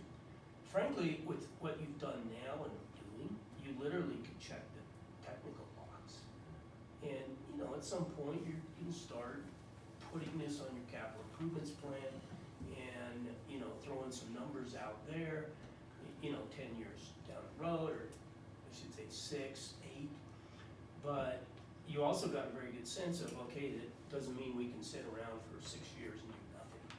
But at least the good news is you're not gonna spend capital, hard capital, in, you know, the next 15 minutes. Thinking about the right things and asking the right Yeah. questions. Thanks, John, appreciate Thank you you. guys coming out. Definitely. Yeah, thank you. We're ahead of it this time. Well, I mean, that's the hardest thing to do now, is to try to stay ahead of all the changing dynamics in the environment, not just the legislation, but just the changing dynamics and everything.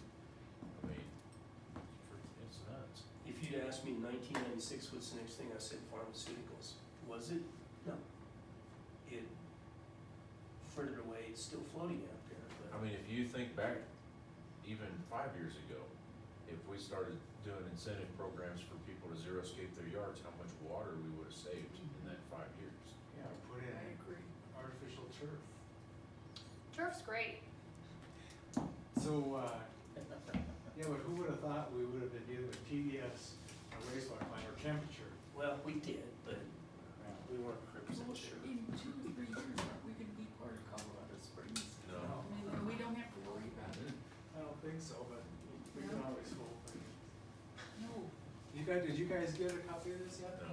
Okay. Yeah, go ahead and hand those out. So you got a You hard can copy. use kind of Denver as an example for that, Judy, on as far as, city municipality only wants stuff that's gonna benefit them monetarily. Oh, really? We're not a benefit to them monetarily. We're not? Well, look, So, all the building that's going on here, that's taxes for them. Residential, residential taxes are not legal. Oh, I That's not what see. they Hang on to They these. want commercial, yeah. They want commercial. Oh, they want them. Yeah. Well, aren't we doing that in commercial? not enough. Not enough for Not it to enough be worth volume. their investment. Oh, for God's They sake. want Well, Home Depot, they want Think Home about it Depot, this they way, want they have to Costco. annex piece by piece. You can't All right go there. annex something. Good job, right there. Very easy. Is that It's wobbly? a political nightmare. I mean, so look at up north on 125, where Right. Bass Pro did all their shops. That was fully developed out before the city Well, annexed here, it 2 years because ago. they You're might right. be able to give them They didn't want it, there was enough business Yeah. to make it worth their while to put Station Yeah, I don't- 22 in. legislation. oceanfront property. Are you guys gonna be here for a minute? We can be here for however long you want us to. Just until we get to item 9, talking about water softeners. Oh, yeah, I heard about that. Yeah, okay. You turned it off, I just turned. Close the door. Yeah, I got it, sure. I can get it when it What do we comes do? up. Go ahead. We can leave it on. It'll eventually get hot and shut itself off. Okay. All right, let's, move on to item 7, this bent grass inclusion. I was looking at this and I didn't see a plot diagram in here. Exhibit B states there's a limit of 25 SFDs. Outside.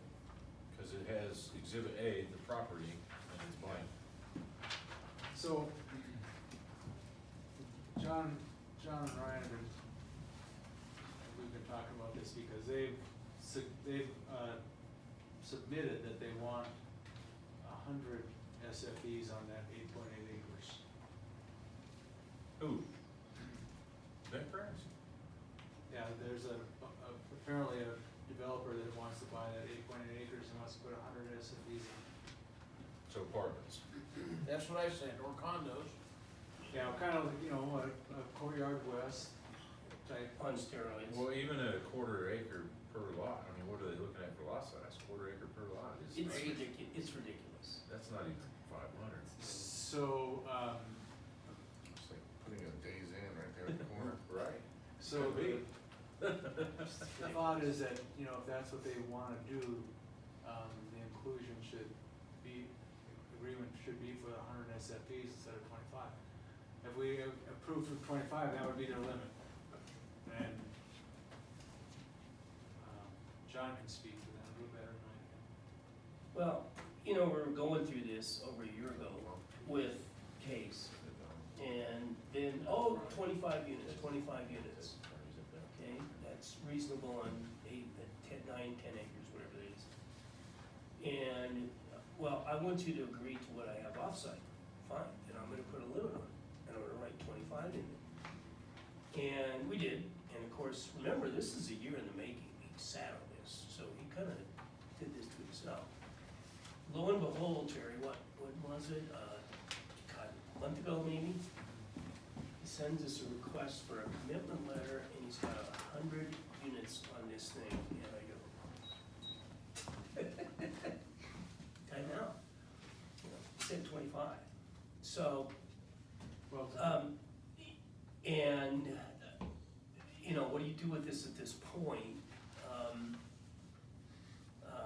I feel it's a bit of a bait and switch. I think that if we're literally gonna try to put 100 units on that, which I don't think it can, but I don't think the county'd ever approve it, honestly. I don't know, the county is starting, the planning department is going down this road of, no, we want these crazy densities, we think this is good. Right now, what But- they're trying to do is build down housing market because they've got a new initiative plan for, affordable housing. That's another element to this. So, I'm not so sure the county wouldn't, but we're starting to run out of place to even put service lines. And I guess my thought, we all dealt with, includes this board, because this board saw this over a year ago, and then Case sat on it. Yeah. And then lo and behold, he's got a buyer, and now he wants to get it done real fast, but the buyer says, I'm gonna put 100 units on it. I feel like, you know, some of the initial negotiations were done on the basis of this, and now they're showing you this, and you're at the inclusion level, guys, so you have all the cards. Well, the last discussion that we had based on that property was, there was gonna be a business front end section on that. Is it the corner one, right there on the, I believe. which property are we talking about here? Cause Right there's no across diagram to on the it. north of the 7-Eleven. Yeah, so just. Okay, that corner lot there, okay. Yeah, so that corner lot, the last time, what I remember from our last conversation was is that the front half of that was gonna be business purpose. Yeah, it was commercial piece on the So front. office buildings, little mini strip mall, something like that would be fine, you know. I think it's still on the sign there. Yeah. So what you have is you Behind have that was gonna be- 8.8 acres, then you have another strip. That I'm not the sure owners for are mobile keeping. homes, how many acres that is, but it must be 20 acres. There's a 20-acre parcel that somebody is just sitting on, it hasn't been in front of you, And but then on somebody the west will. end of that is another 10-acre I know the parcel. owner of that land because I went to high school with his son. Oh, did you? Yeah. So, and that other 10-acre parcel is in the inclusion process. He hasn't moved forward with that, but that wasn't part of the original bank grants. So So- that's why the inclusion is in front of you, and you're exactly correct, that at that time, they were, and when we say SFEs, we also take commercial and we convert it to SFEs into single-family homes. So even if it's 7-Eleven or what, we put them all into that same category, and the 7-Eleven might be 3 SFEs or something. Bottom line is, this discussion was done at this level, and here it is a a year and a half later and they're finally wanting to do it, but they wanna do it at 100, so. This doesn't say 100. No, No. they sent this to us just separately and said, oh, we want a commitment letter for 100, and we kinda go, we don't think so. So 100, you know, 100 25 single-family SFPs. homes, maximum fire hydrant flow rating of 1,500 gallons per minute, so, right? I guess my question is,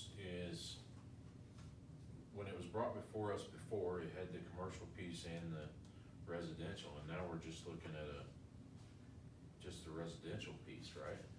Well, Those were two different ones though. they're just. We had the commercial one for inclusion, and then we had the residential one. No, they're not No, two different no, we deals. had I thought They they were look- This was the separate. one that we got the petition for inclusion, and we told them to move ahead, bring it back at that point, and then, it's been a while, It's been a year and a half, cause it was before COVID, yeah. so, So, at any rate, that, you know, the thing is 100 homes, that's what, 30 acre feet? yeah, I mean, you're talking a lot of water, not that you can't decide to do this, but, you know, I'm not so sure that you just sign off on this thing now with, you know, 100 units. Yeah, there's no other explanation of this. I would rather see some more concrete plans with it in these exhibits, as far as what, do you have a design, exactly how many SFEs are they approaching the county with before we sign off on? We limited it to 25, so, but. That's not saying he's not, But at least what you'd be signing is 25, so it's like, okay, you approve this, but he wants something else anyway. I mean, it's almost like a waste of, why are we doing this? Based on the space though, I mean, 25 single-family residents in that area, that'd be a proper estimation for the acreage. The 25 SFPs, I think, work better into our overall water situation a lot better. To go along with this, there's another parcel, 29 acre parcel in Bentgrass already included. And, John, you guys calculated that we had about 424 SFEs committed out of 500 total committed in an inclusion. So, and in this 29 acres, they wanna put 157 units. So, Yeah, But that's you've what only, it's all built but out through to. your inclusion agreement, 5 we units, put a right? cap on it. You know, that this inclusion agreement, the district only agrees that 500 can go into that area. Well, they've used up 424 of those, so.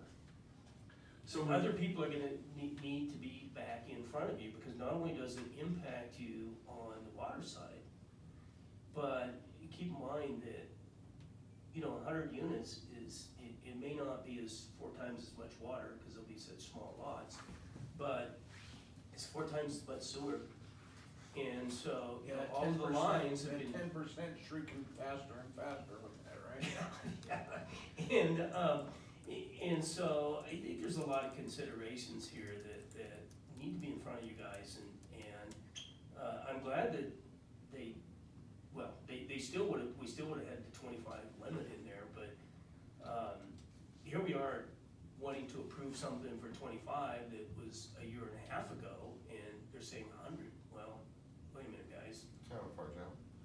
which of these stories are right? So, I didn't know, It's either that or, you know, we're putting in 100 tiny homes, so it's either an apartment complex, and I don't know. I'm not So I not guess my sure what question it would could be- be, it's pretty ambiguous. don't get me wrong, I like the idea of 100 taps, I like the idea of Sure. 100 ratepayers, Did you? but, you know. But I don't know if the homeowners that are inside of our neighborhood area, because I live on this side, you know, and I don't live over there, but I know what I would feel like if somebody put a hotel behind my backyard. Well, you know, the county would deal with traffic and obviously people, are gonna be impacted. Yeah, I kick out of the, you know, there's some commentary that's been done online about that traffic light. Now, the good news is that nobody's dying at that light anymore, so that's a big positive, so we can keep it that way. Yeah. So 3 months ago, this might have been a consent item, but I'm not so sure you don't kick it back to them. But that's, you guys call. No, without knowing, I mean, this is for 25, we discussed what was gonna be done before, and if there's something as a side note that's gonna be set up an inclusion that we don't see here, we can't approve that. There's nothing here. I can- So I'll- I can't I'll, approve that. I'll kick it back to him and tell him, if it's okay with the board, I'd kick it back to him and tell him, you know, the limit is 25 and you're asking for 100. And, so we're gonna have to redo something, but I'm curious what he would do with 100 taps in that area. You should see it, I'm sitting here going, can you Yeah. physically build this? But, I mean, unless you're putting in a hotel, Yeah, oh no, they laid out 100 units, it's like, I don't know you can truly do this. and it's three I- story I would- four-story Your parking. guys, it's your call, but I would formally kick it back to them. you have a And when I 100. say that, I mean, I think the action should come from the board saying, hey, I mean, what's we're the kicking this legal, back to you. what's the legal piece of this? As far as, Yeah, talk to Brian. I mean, Brian, you on there? I am, yeah. Have you looked at this inclusion, or has Ted looked at this inclusion from, International Development Company? Yes, we have looked at it at this point, but obviously, we have this last minute kind of change in it. We would want to see that property description as well. That's obviously not attached here. I just, We had initially signed off on draft last fall, but yeah. Now with these last minute changes, I agree with the comments that you guys are making, that we'd wanna have a little more explanation. I wanna see the property description included here. So, that's where we're at too, I think, right where you guys are. So look at it. So our prior inclusion agreement was just actually, giving them the go-ahead and move forward. that was just the petition. Yeah, just a petition for it, so they're looking for full inclusion on this one here. Yes. And the full inclusion they're asking for is not presenting any This is the documents. inclusion agreement, but Yeah, this is, what they're saying is different than what's in your document. right, okay. Well, then we need to see what they're actually planning on, I think. And this is the property outline? Yeah, This that's is, it. this is what we're getting? Yeah. So, like, Okay. Well, exhibit A that's, thing, so, but they have a different outline, so. yeah, so we need to see the new outline, I think. Really With the, exciting. yeah, definitely with the current property, defined on it and things, Yeah, agreed. I need a map, pretty pictures, big crayons. Well, the map. Do we need the motion rejecting it, Brian? I think at this point that would be appropriate if that's the decision of the board. Okay. I'll make a motion, we reject it until we get more information or correct information. I'll second John's motion on it. So, with a motion by John and my second, any further discussion on it? No. Okay, all in favor of rejecting the current, until we get the rest of the information from them, say aye. Aye? Aye. Any opposed? Okay, motion carries 4-0. I'll let you guys all work out the details on what we need.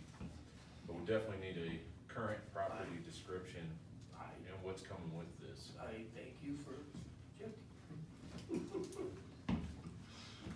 This is 100 taps. It's like, really? I'm just trying to figure out 10 by 10. 3,500 square foot lot. Okay, Owl Place, let's talk about Owl Place. Item 8. So All Place is, it's a street that goes west from Meridian Road, and it's, 5-acre parcels. And the petitioner has purchased a 5-acre parcel that borders Meridian Road, and he's going to put storage units on it. And he wants to be included in the district and have water and sewer. Which one is that in?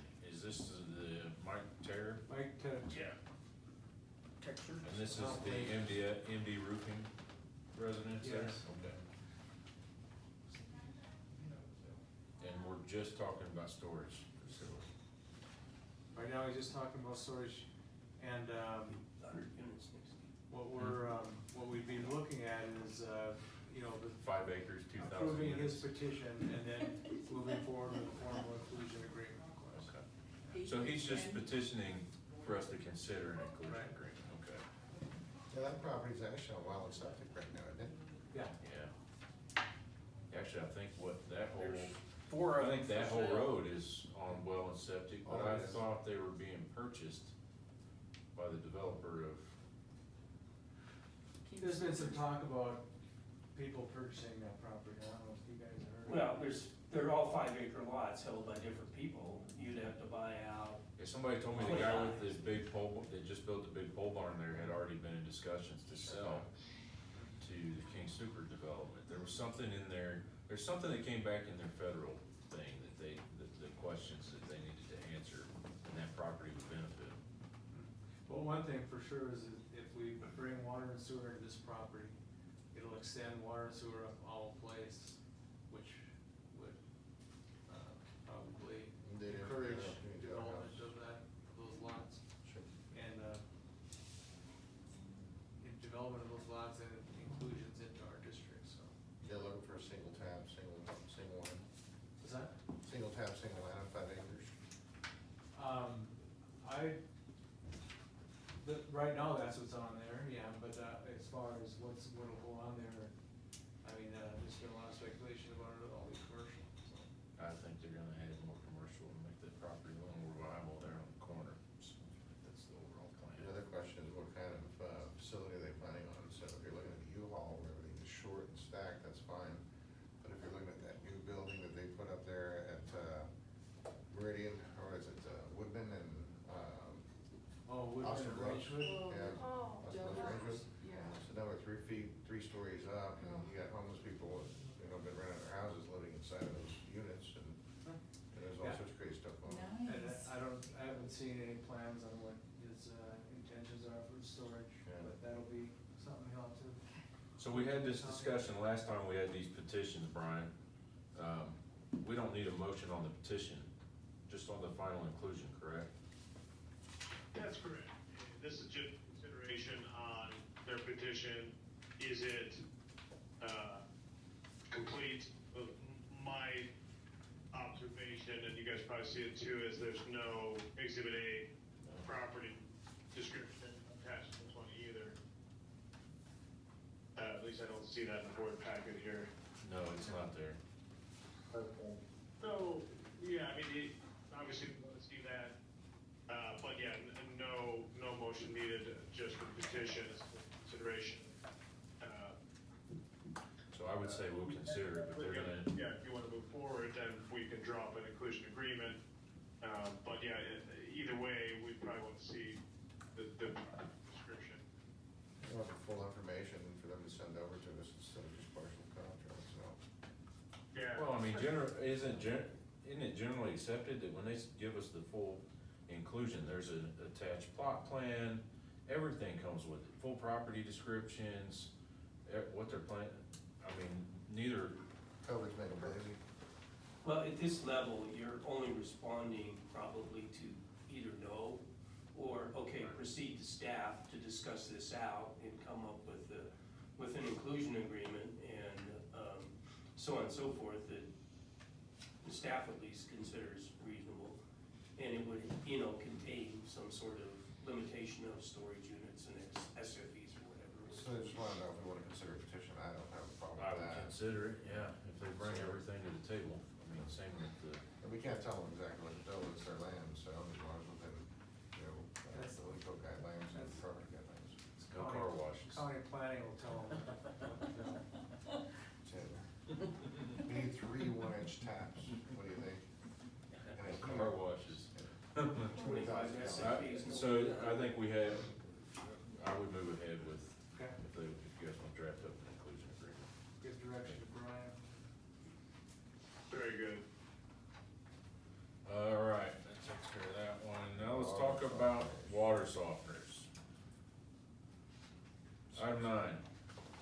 So, considering John's presentation tonight and possible Reg 41 being implemented against our district, we thought it was prudent to start working on populace in helping us to limit the amount of TDS, which is being considered, I guess, a pollutant now. So we're looking to limit and actually prohibit water softeners in the district. How many people have them? Very, very few. My thing is so I'd seen this come up the other day, and I know Meridian has already put out a resolution banning them in their district. Here's my thing with that. And I don't wanna get too far on my soapbox. So, I mean, these are people's houses. If they feel their water's too hard, we treat it to a certain level. If they feel they need a water softener to soften their water, I don't think we wanna go down the road of trying to control what people have in their residence. I think it becomes I don't know, we got enough of that right now. People trying to control what you do in your I wouldn't house. disagree with you, but we do try to control what comes down our pipe. And I understand that. And, for instance, a meth lab, maybe that's a little extreme, but, they're gonna be discharging stuff into our sewer that's not supposed to be there. And we have paint, we have tire companies, we have everybody else, and all that stuff's going in the water. Math labs probably don't have a water softener. No. It'd be totally different. It'd be totally different if you had industry, where you had, industry does pre-treatment, and, they're regulated, you might regulate their waste stream to make sure they're not discharging something into your sewer plant that shouldn't be there. Obviously, there's a study on it, right? That's the reason it's being brought up, so the question is how bad does that impact our water? I'll give you a little bit of background. So obviously Cherokee was forced to do this with the TDS issue. And ultimately, if we had done this road in 4 or 5 years, you're gonna get the same mandate when the TDS comes up. So Cherokee had to adopt it at that time, and that forced Meridian to, because they discharged to that system. I don't know how many you have. I have no idea how Cherokee does or doesn't enforce this. I don't know. They can't, there's no way to enforce it, there's no permitting process for it. I don't know what they do. You will ultimately get it if this trajectory goes in 4 years, 5 years, whatever. They are pretty significant because those salts that are discharged with the brine, because the water softener is a similar thing. So when they backwash those and they recharge those, they dump that brine. And that brine is heavy TDS and goes in the wastewater system. So now we need 50 acres instead of 40. No, we've already figured all that in, but, we pushed you out there. It is gonna impact the TDS. It's probably prudent to pass it. Whether or not you can enforce it or how you enforce it, I don't have a clue. It does have an impact on the TDS load, but it's not like an impact that frankly you are going to, it'll reduce the TDS load by 20 or 25%. We did pass So- a resolution that, where we could have the dentists all install filtration that removes amalgam from the waste stream to keep mercury out of our wastewater plant. Now they don't do mercury anymore, but anyhow, Where the mercury comes from is when they remove old and but nevertheless. I just feel like right now, we are not going to be able to enforce this. It's kind of a moot point. I think putting out some advertising on what the effects are of water softeners, along with our current presentation here with this board meeting video saying that it will have an impact down the road on our TDS, and could potentially put us into having to speed up our process of the RO system. But for right now, I don't think there's enough of them in the district, at least my personal opinion, to warrant a resolution prohibiting them, and it's something we can't enforce. So I talked Do you to, guys have them? No. No, My neighbor has one, I thought about actually putting it in my house, because my water's pretty hard. but I'm more interested I in was putting gonna like put it in my house. I'm more interested in Faucets. like putting in a whole home filtration system in my house as opposed to a water softener. But I come from a place where everybody has them, so. Fix this. I Of talked course, to a lot of our, homes have personal RO systems in their homes, cause you got all the old pesticides and stuff in the groundwater in the Midwest. I talked to our My fridge too. local plumber today, the guy who does our whole Falcon area. And he said, I'm surprised you don't already have that. Everybody else does. You know, Meridian has it because of Cherokee. He said he will not install one if So- they ask. So it would be very difficult to enforce, but, it would be something that we have on the books, bring it to the attention of people, you know, My neighbor has one. we are very strenuously suggesting you do not install these, you know. I mean, that's kind of what it boils down to. Those units actually break down too, so really in a 20-year period, so you've got some folks that just gotta replace it just for the fact We're of not replacing it. dead. You know, so educational side, communications, website, you know, maybe do a poll and find out and see, you know, to get people on a mailing list for education on that particular deal, is to see if we can actually send out a little poll. I don't know how they best respond. Well, the other thing is that, you know, honestly, soft water, is a sales item. Yeah. And, you know, a resolution would give people an excuse, oh, I can't have this water softener because there's a resolution that says they're prohibited. Sure. You know, instead of having to say no to a salesman, which can sometimes be difficult.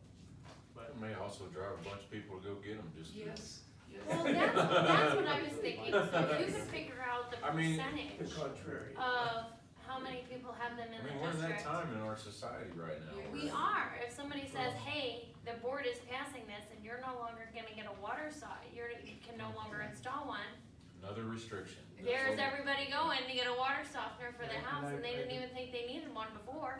those are the most passive aggressive types. that we- You know, if you want it brought to a I mean, vote, look I'll at bring it to a vote. like Yeah, animals do and it. stuff. It's in front of us, I'll bring it to a vote. But, I mean, everybody has their opinions on it, and I think the soft advertising, method is the best way to approach it right now. Well, I think a simple poll, just to kind of get a survey and see who's on that list, you know, and maybe we do it as a checklist when you answer the phone, you know, just say, hey, we're doing a quick survey, can we ask if you have water softener in your home? Yeah, I'm not- Who's gonna do I'm the not survey? confident we could, that people answer those truthfully, but Dan? we will do whatever. You know, just tell us which direction you wanna go. I would say it's just a soft advertising program right now, Mhm. and just put out there, you know, it's been looked at for, and we're gonna vote on this resolution. But if it's voted down, just some soft advertising and put out there to say, it is under consideration to prohibit them. But right now, here's the factual information on what water softeners the harm they can pose to our water system and the future of the district, and your pocket. Once you start talking about the money out of people's pocket with this RO system and things, that's when it gets people's attention. Just don't put anything negative. Don't say it's a consideration to be prohibited. Oh my gosh. I You'll better have get one everybody up in before, arms. Yeah. before they outlaw. Yeah. That's just Right. like, you know, Yeah. I feel like that's where we live, That's- something's gonna be taken away and and that's so my we fear. stockpile it, Yeah. look at That's toilet my fear. paper. Yeah. We're doing that with Yeah, so just bring it up. Okay, so we'll bring it to a vote. Let me ask one more question.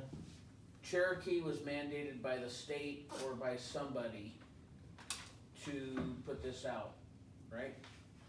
Yeah, and you will be, but it won't be for years. But, Okay. yeah, it will come down, yes, So, unless they change the way they look at it. once we have to start doing this, then it's. Then it's mandated by the state and not by us. Okay, now I'm ready to vote. Okay, all in favor for approval of the resolution and and order of the board of directors, to prohibit water softeners in the Woodland Hills Metropolitan District. Say aye. All opposed? Aye. Aye. Aye. Okay, motion carries. What do you think, do you think it's 1 out of 10? I don't even think it's that many. I don't even think it's that many. I would be really shocked if it was I that. can tell you the 10 houses that are on my block in the corner, all wrapped around, I've been to all 10 of those houses and none of them have a water heater, or, water Or, softener. Yeah, because you don't really have very No hard idea. water, guys. The mean, guy I this- talked to today does so much plumbing work, and he pushes filtration.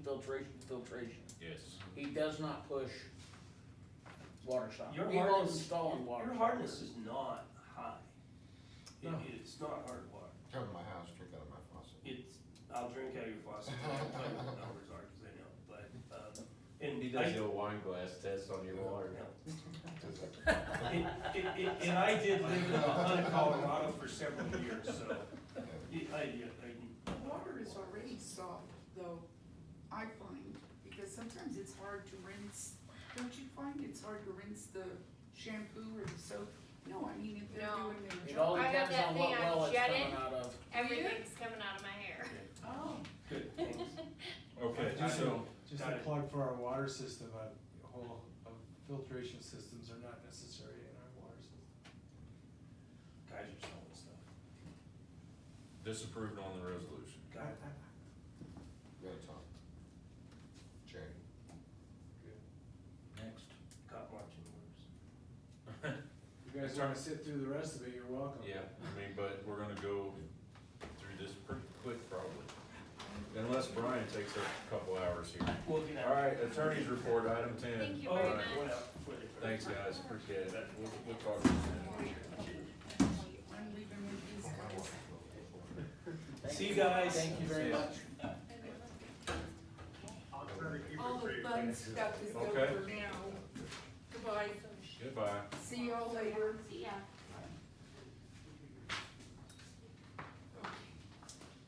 All right, Brian, you get the floor. All right, thank you. We've already talked about obviously the inclusions, so no need to go into those. And let's see what else. We have some dueling Cora requests with paintbrush that I think you guys are aware of. Right now, Paintbrush has just paid Woodman Hills research fee request, so Woodman is preparing their responses to the Paintbrush Cora request. At the same time, Woodman paid a Paintbrush research fee, and Paintbrush responded to Woodman with everything that they had sent us. Obviously, their responses have been provided to the board at this point. So we're in the information gathering stage with Paintbrush. Ultimately, I'm sure Ted shared with you, we're gonna have to, attempt mediation, beyond this negotiation process, and then if that's unsuccessful, then, go through the arbitration process. So, we kind of are slowly but surely going through it, and now that we have, every document that we've requested from Paintbrush, and we're about to provide everything we have to them, hopefully we'll have some productive conversation in the next month or so. If not, and if it doesn't go anywhere, like I said, we'll be seeking mediation. Okay. Yep. And then the Guthrie line, Woodman's hired the surveyor, who has, and Jerry, correct me if I'm wrong, the surveyor has determined at this point, there's 8 properties that we need to secure easements for. He's not here, but that is correct. Oh, okay, thank you. Yeah, he walked out, yeah, that's correct. Yeah, I guess the surveyor's bill is approximately $3,400. And at this point, we're just waiting Jerry's approval of, the surveyor's agreement, some draft easement language that we're gonna be drafting the easement for, we have drafted, and we're just waiting finalization from Jerry on that language. Jerry has commented on the letter, the draft letter we have to the property owners. We we've decided that initially we're not gonna offer the property owners any money up front to complete the easements. We're gonna just ask them nicely to say other property owners have done the same, filled out, these easement agreements, and we have the power to condemn the property if we can't get what we want. So, figure, go that route and address money if we have to down the road. And if the board wants to, I don't think this was included in any of the Guthrie materials, there's a color-coded property map completed by the surveyor, which identifies the handful of properties where we still need easements. So we can share that with you guys if you want. It's kind of, you almost need a magnifying glass to see all the fine print, but the color coding helps. It's just a sporadic property here, property there along the line that needed. I'm fine leaving that to you guys to work out the details on those. Sure, yeah, we're working on it, and we'll probably be sending that letter out to the property owner pretty soon, once we get the easement language squared away. I had a question on the condemnation of the properties if they don't agree to the easements, in eminent domain. I know there was a bill on the governor's desk for signature on restricting eminent domain, by the districts. Where do we fall in that? Well, we haven't analyzed our posture in light of that bill at this point, because we haven't, we're not going forward with any condemnation. So that remains to be, as you said, once it's signed, then we can take a look at it and see how it affects us. Okay. But at this point, no, we haven't explored that and its effect on the district. Okay. All right, and looks like a Falcon fire protection. Ted has wanted to reiterate, he's made several comments about the proposed agreement and the map attached, but he's asked for a more updated map. I guess the map attached is from 2009, doesn't show the easement. And so I guess as far as Ted was aware, Jed is handling it, and we're just awaiting the corrections regarding the property and the map. Okay. So that's moving along as well. And is that for the easement agreement that we have here, or a different one? That is, no, that easement agreement is not here, it's not in the board packet. Okay. Now that easement, it's kind of sandwiched here. It's in that here. So that's not this easement, this water and sanitary sewer easement agreement. Let me take a look, hold on one second. Maybe the only one that has that. Just make sure. That's great. Yeah, no, this water rights warranty deed, is that what you're talking about in here? Water rights warranty deed would be part of the, case inclusion. The item deed. Is this the fire department? Is Yeah. this what you're looking Oh, the for? fire department easement? Yeah, is that what he's talking about? This one? I kind of, I forgot about that one, I thought we'd have to slip it into our agenda. But this is the one he's talking about? I'm sorry, I was out talking to our engineer. The fire Falcon- department, is that the Falcon Falcon Fire. That is the fire department easement. Yeah, I have a copy of the fire department's, water and sanitary sewer easement agreement here. Okay, look, which page of the board packet is that on? It's not, it was just handed to me before the meeting. Okay. I don't have it in front of me, but I would imagine then that based on the description that it probably is. Yeah, What you got? So is it good? I mean, so what it's for, we have a sewer line that runs up and a water line that also runs up, it goes all the way over here.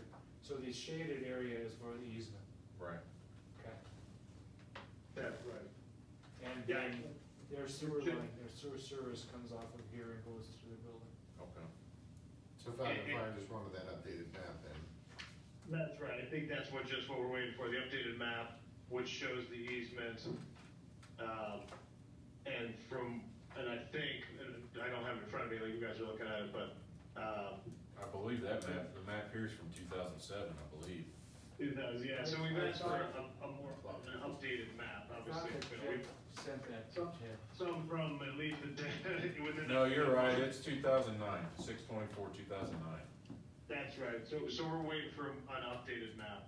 I guess, like I said, Jed is handling getting that, so we should have that hopefully soon. And then be able to move forward with this one. An updated map showing what? Showing the extended easement is my understanding from Ted. Oh. Okay. I mean, have we even reached out to, regional building, is there a new, cause I know some of our plot plan maps for the district are like ancient, they never get updated. Yeah, I believe that Ted was working with Jed on this, and Ted said that Jed was handling getting the corrections to see if there is an updated map. As you said, you know, they could potentially come back and say, no, that's it, but the map from 2009 doesn't show the easement. Okay, so everything's good on it, we're just waiting on the map, as far as the written document itself. That was my understanding from Ted. After he reviewed it, his concern was more with the attached map showing the easement. So once we get that, then obviously we'll make sure that the language, obviously we're signing off on all that as well. Well, the water and sewer is in, so the easement's not gonna change. I guess my question is, if we vote to approve the easement agreement tonight, and hold off on signing when the map's attached, the correct map, or if this is the only map. Only because we're gonna have another month, I don't know what, is this an emergent agreement, or? They wanted to get this done before they, give us the land. The lease on the land? Yeah, or not give us the land, but, you know. Where are they at in that process? I don't really know, but this is what they wanted to accomplish before they did that. I think, you know, without knowing any more than I do at the moment, I think it might be wise to hold off Okay, on approving the easement language. alright, Just in case something comes back and we need to revise some of the language or what have you. It would be harder to undo if we approved the language, but then something triggered some revision after it had been approved. So I would say recommendation would be to hold off for now. okay, And most likely it'll be ready next month. okay. Yeah, I just need another bottle of wine. Thank you. Alright, what else? And I think the only other thing we have here, obviously, like I said, we talked about the water filter resolution, we talked about inclusions, the pickleball amended contract. I believe it's one of the last documents attached to the board pack. Yep, got it right here. That's right. This is the change order to add the fourth pickleball court. We just saw this, you know, just having a quick review of it, yesterday, today. It looks, you know, we had reviewed the initial pickleball, contract. Like we said, this change order really doesn't look like it affects too much aside from adding that fourth court. So it falls in line with the previous pickleball contract. Right. It just, you know, up to you guys as far as the, you know, whether you agree with the change order to add that extra court. Doesn't really change anything else from the original pickleball contract, except of course it adds to the cost. Looks like $40,000 to increase the dimensions to add that fourth court, so. Yeah. Alright, good deal. And that should do it for the legal corner. Ted was sorry he couldn't make it tonight, but, we'll be there next month. Alright, thanks Brian, appreciate it. You just tell them we like you better. already told him that the other night, when he said he wasn't gonna make it. Can we get Brian every month? You're gonna get me in trouble. All right, thank you, sir. Have a good night, have a good weekend. Thank you. You too. All right, we'll throw this in other business, we'll ratify this, I mean, we've made a decision on it, so, we'll ratify it in other business. All right, item 11, the approval, disapproval of financials. I had a few questions. So, we got rid of payroll expenses down below, but now if we look at payroll taxes is over budget. Is that gonna be a problem? Because it's over budget in all three enterprises. I think it'll be okay, cause our salaries are under budget right now. I saw that. So what's triggering that? Why are salaries under budget? Well, no, Or why are payroll taxes over budget? yeah. I mean, like I said, I'm not exactly sure, it could be that some people are falling into different brackets, we're having a lot of overtime lately, so that could make Okay. taxes be higher. Okay. But I think we'll be okay in the long run. If Jerry didn't shut off my water, there wouldn't be any overtime. I'd have left it shut off longer. You turn Good job, off Jerry. your water during regular hours, we turn it on to get overtime. Next time, call me and I'll come over there with a 5-gallon bucket of water. No problem. He knew, You he just knew I go- was, that- I you know was where- doing my garden, so. You know where the end of the pipe is from the wastewater plant, you can get it there Clean, clean anytime. water. Awesome brown water. I heard it tastes better too, right? It has some flavor to it. I'm sorry, Stacy, anything? That's okay. And then under the Digress. sewer, the sewer enterprise, did our engineer actually really give us money back? Well, so that's cause any money that we are spending for Grandview, we bill Grandview, so that's why we have that credit, so. Okay, I was just like, oh my goodness, that's a first engineering gave us money. Yeah. I like it. I like think, it. We should have said that while John and Ryan were here, we could have said thank you. yeah, yeah. I had a question based on, I'm just looking at this where it says net income on the last page is for each enterprise. For each enterprise or? Yeah, for each one, it just shows a percentage of budget is out of whack on those. I don't know if that's a system typo. It probably is, 79%. it's probably just a system typo. I'm like, negative 179%, what is it? Yeah. Yeah, that's all that is, it's just, I'll work on getting that fixed.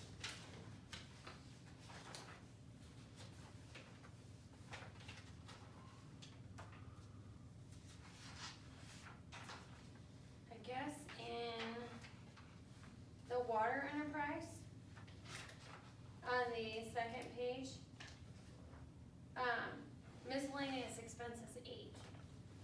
I was just curious, is that a line item error or?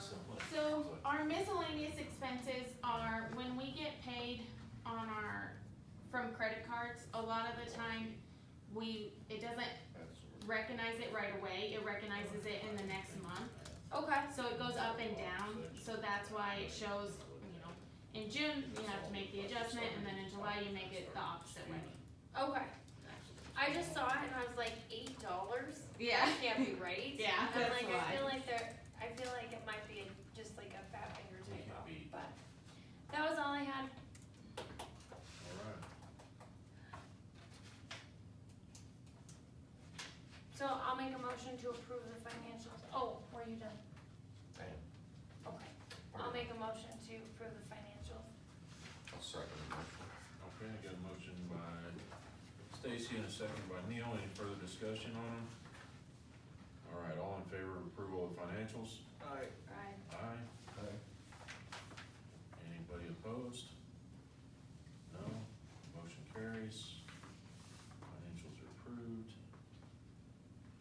All right, Park and Rec report. Everybody has that. I'm just gonna read through it here real quick. July 19th, they were supposed to start putting steel up, but I didn't see any steel up. I was over by there yesterday. They delayed it till Monday. Okay. What was the holdup? I stopped by there and chased some kids that were running RC cars all over the new concrete the other night, so nice slab. Yeah, The reason was, just because they didn't wanna start that late in the week, so they just decided they'd just wait until Monday and stuff. do we have somebody watching that? My concern is the steel beams sitting out over there, and there's direct trailer access to get in there and haul them out. I don't know what it would take to lift one of those steel beams, You'll but be surprised. I suppose. The police officer is coming up. Same stuff they do with getting catalytic But, you know, converters that that's- required, not daily. You seen a NASCAR pit crew? That's how they take your converter off in about 2 minutes. If that, Yeah, I couldn't answer that, honestly. I haven't asked. Okay. Well, if they're gonna start Monday, it shouldn't be a problem, so. I seen that all sitting out there and I was like, man, it's like sitting right in front of the drive, it's back in there. And Load it up. load it up and go. Be a nice sized barn.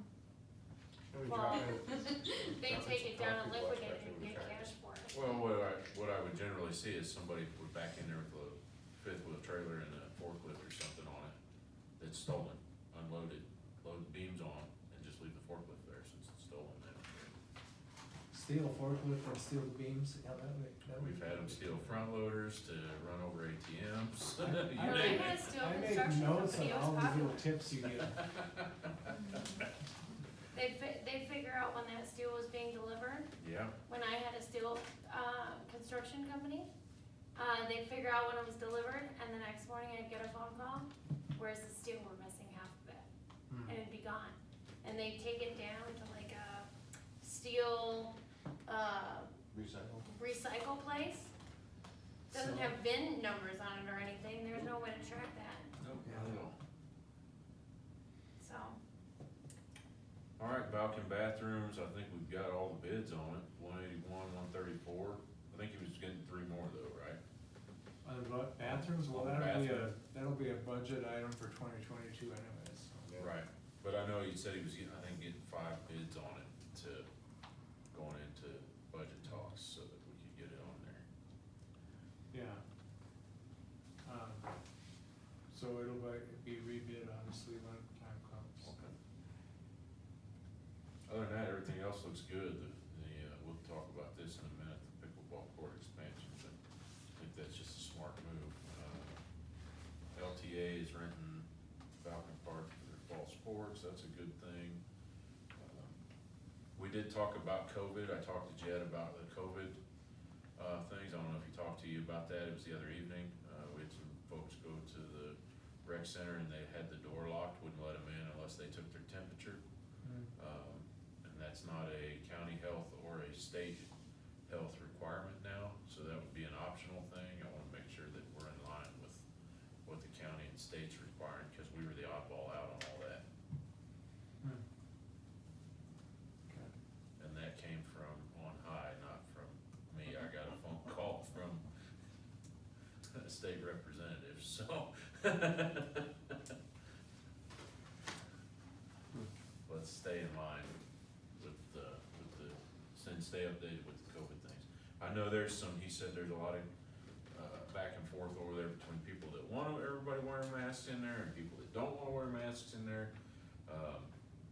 My thing is whatever county and state says, the guidelines that we have to follow, that's what we follow, and that way we stay kinda out of that middle ground, bickering back and forth. Take it up with whatever entity, we're just. They can call county health or CDPHE or whoever they need to call up north and talk to them about it.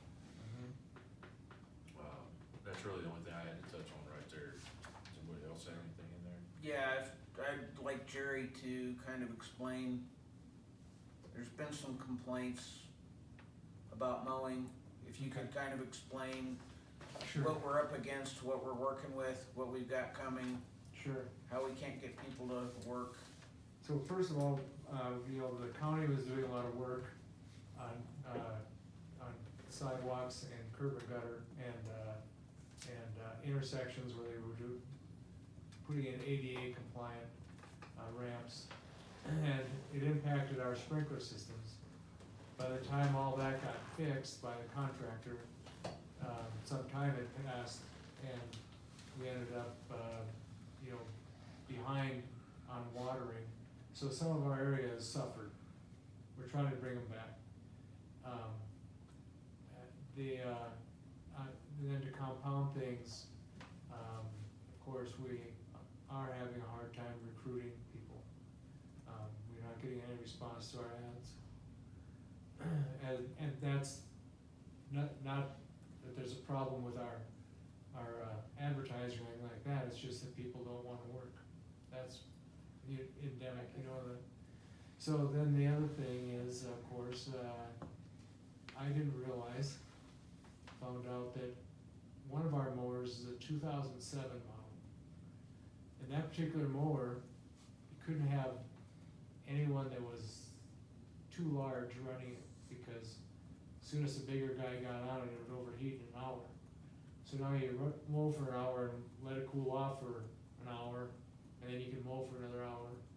So you can see how unproductive that was.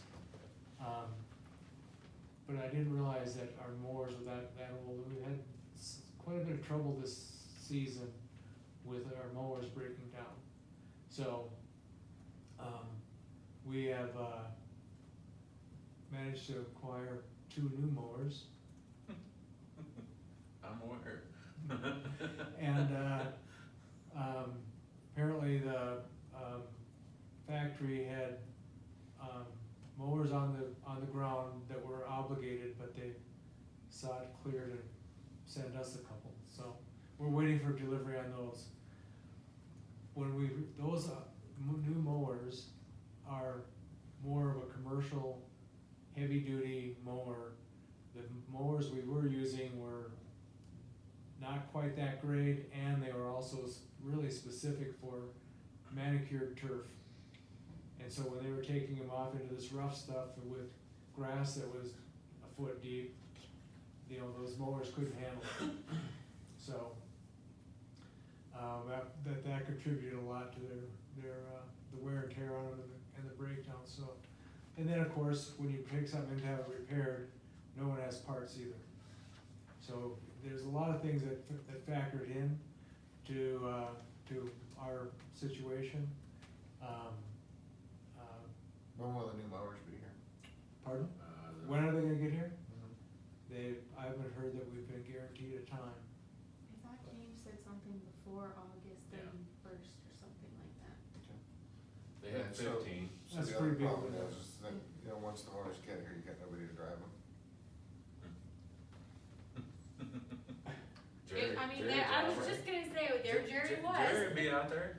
It is a thing, because a bunch of Rachel's the got people we acreage, she have mows.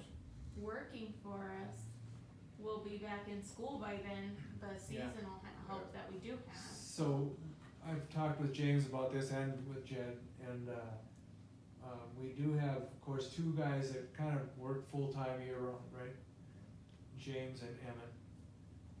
And we do have another guy that's working for us now that's not school age, and if our budget will allow it, I'm looking at trying to keep him on as long as possible for the 2021 season.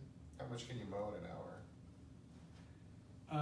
I've talked to another person that owns the identical mower, and he said it cut his mowing down by a quarter. So I can't really vouch for that, but that's what he told me. So I would say that it'll be real interesting to see what a difference it makes for our mowing crew. You know, if that makes that much of a difference, we should be able to keep up with our trouble. Well, I told Jed last month, if he called me, that I would donate an hour to go mow, so, you know, and it's just because it's taking care of our community, so whether it be on Right. that side or this side, so happy to do it. Just let me know. Just let you know. And I wasn't trying to step on anybody's toes with the mowers, but as I'm driving across the country 3 weeks ago, and I realized that here are all these businesses across the country that have all these mowers sitting out for sale, and we have none in the Springs. And so making a couple quick phone calls, cause I know several people in the Midwest that run mowing businesses and are very. We don't But mind, we, it's you know, going you direct know, with some of those businesses directly to the factory that gets us our big savings, so. you know, why our local Inputs couldn't procure mowers for us, I don't know, but it all worked out well. Of course, don't have the mowers yet, so we'll see what happens. I like it. So I'll know. that's our dilemma. Yeah. There you go. Does that cover it? Yep, Okay. thank you very much. Yeah, the other thing I wanted to touch on was streetlights. There's been some chatter on social media. There you go. Folks are starting to drive around and see a lot of the streetlights that are out. Okay. In fact, if we can get a hold of MVA, I think they're the ones that come out and replace them, right?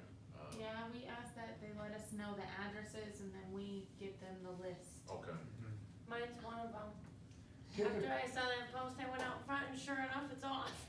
You know what happens, honestly, people see stuff, and what do? They put it on Facebook. Oh, for You sure. know, why don't you call us? We can do something about it, and, but I anyway, don't mind. It's that's, a quick, hey, we'll take care of it. yeah, It's an yeah, easy deal. it's no big deal, but at any rate, we'll definitely look into the streetlight situations. Like this color screen, find a pothole by Apple. Oh, my God. Yeah. I'm wondering how long there at Peterson and 24, they're gonna replace the pothole, the asphalt in the potholes They there actually- in the last 3 years before they actually just repave the bridge. I mean, how money wise is that? As much downtime for repair you have on that than just repave it? I don't know. I imagine it's significant, but, Water and potholes are, wastewater report, item 13. potholes are something else. So I just wanna, make it known to you guys, we've been dealing with an inordinate amount of water main breaks this year. We've had 3. And then we also had on Oakmont, a case where a house was pumping water out into the street 24 hours a day for like 6 weeks. And we were watching it, we were also monitoring it to make sure it wasn't potable water, that indicating we had a leak someplace. And I never found anything that indicated that. So eventually I asked our guys to investigate it, and we determined that there had to be a problem in the underdrain.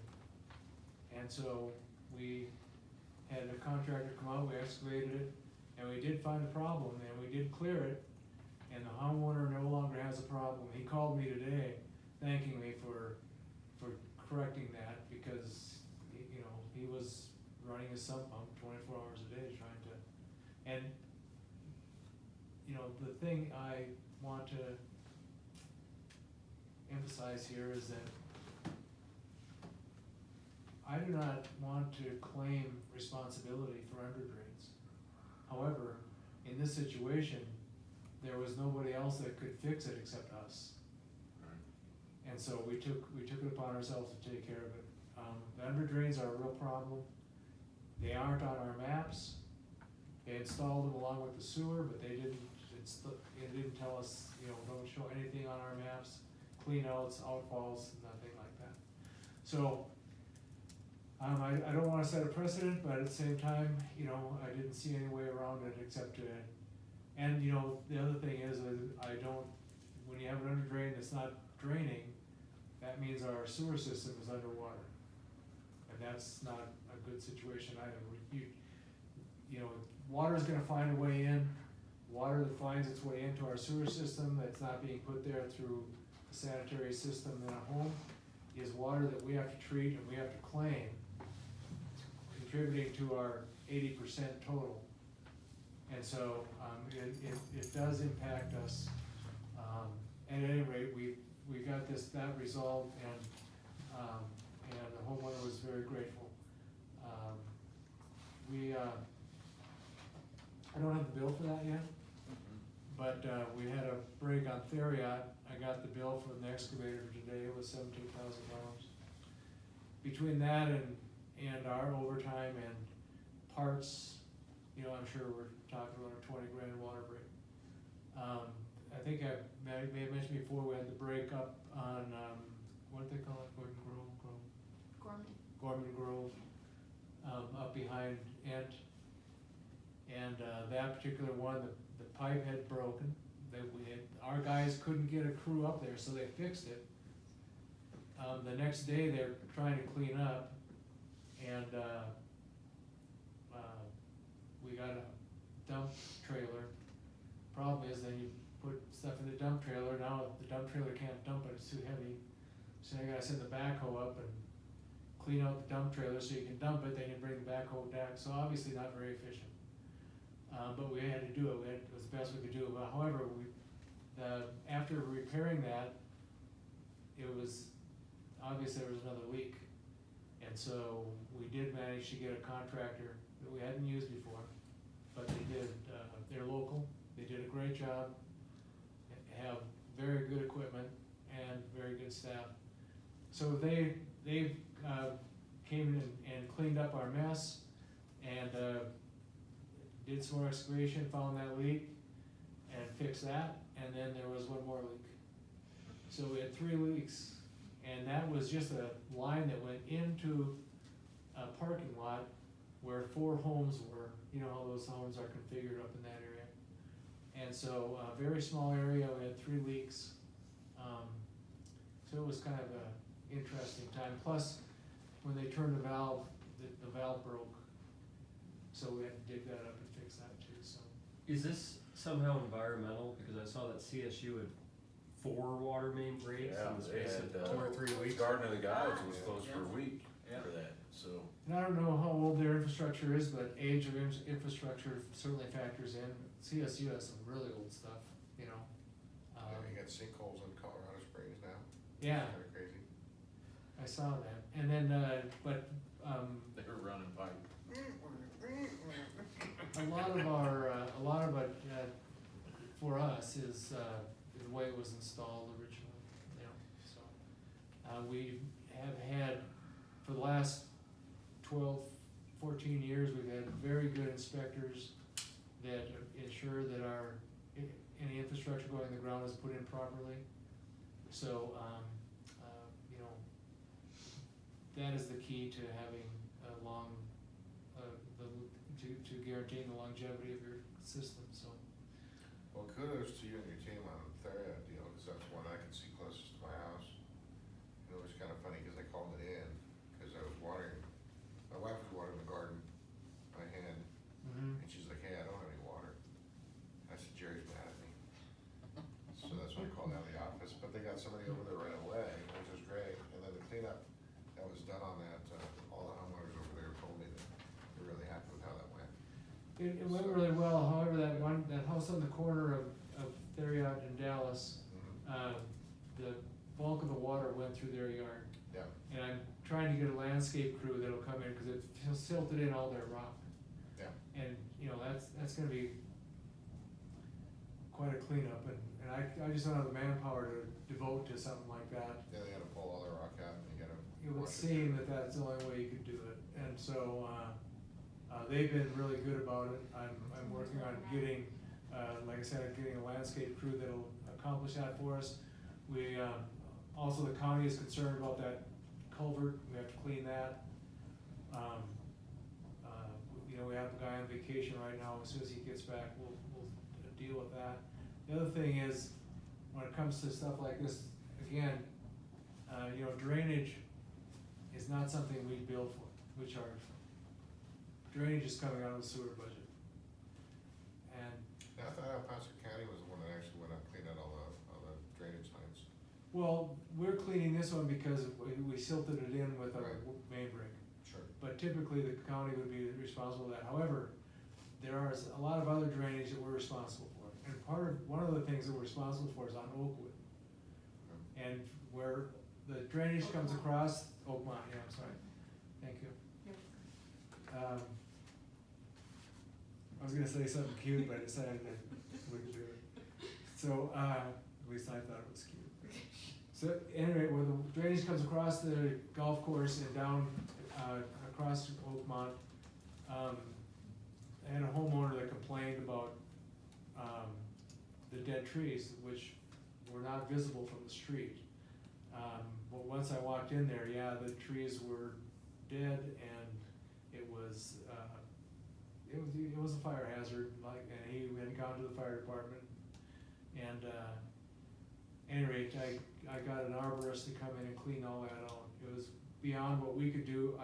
We don't have, the landscape crew, you know, they just don't have the equipment or the expertise. You know, these guys are, you know, young high school kids. I'm not turning them loose with chainsaws on the banks of a Appreciate ditch. it. Especially when there's T-posts growing in the tree. Yeah, that was something, wasn't it? Well, but the landscape crew did get over there and cut all those T-posts off and drove them into the ground. And so, but that was something, did you see that? Yeah, The you just T-post told is me that. growing right into the tree. So apparently those trees were planted at one time, but, you know, they were the type of tree that, it doesn't have a long life, and, anyway, they cleaned that out. They bid that at about $10,000, so, we got that cleaned up. But, you know, there's just an awful lot that we have to do, and we need to address our our drainage budget, and possibly have a fee broken out specifically for drainage. But I think that goes back to our, service plan, and having the county's blessing on being able to do that, so. Anyway, those are some of the highlights that we've been dealing with lately.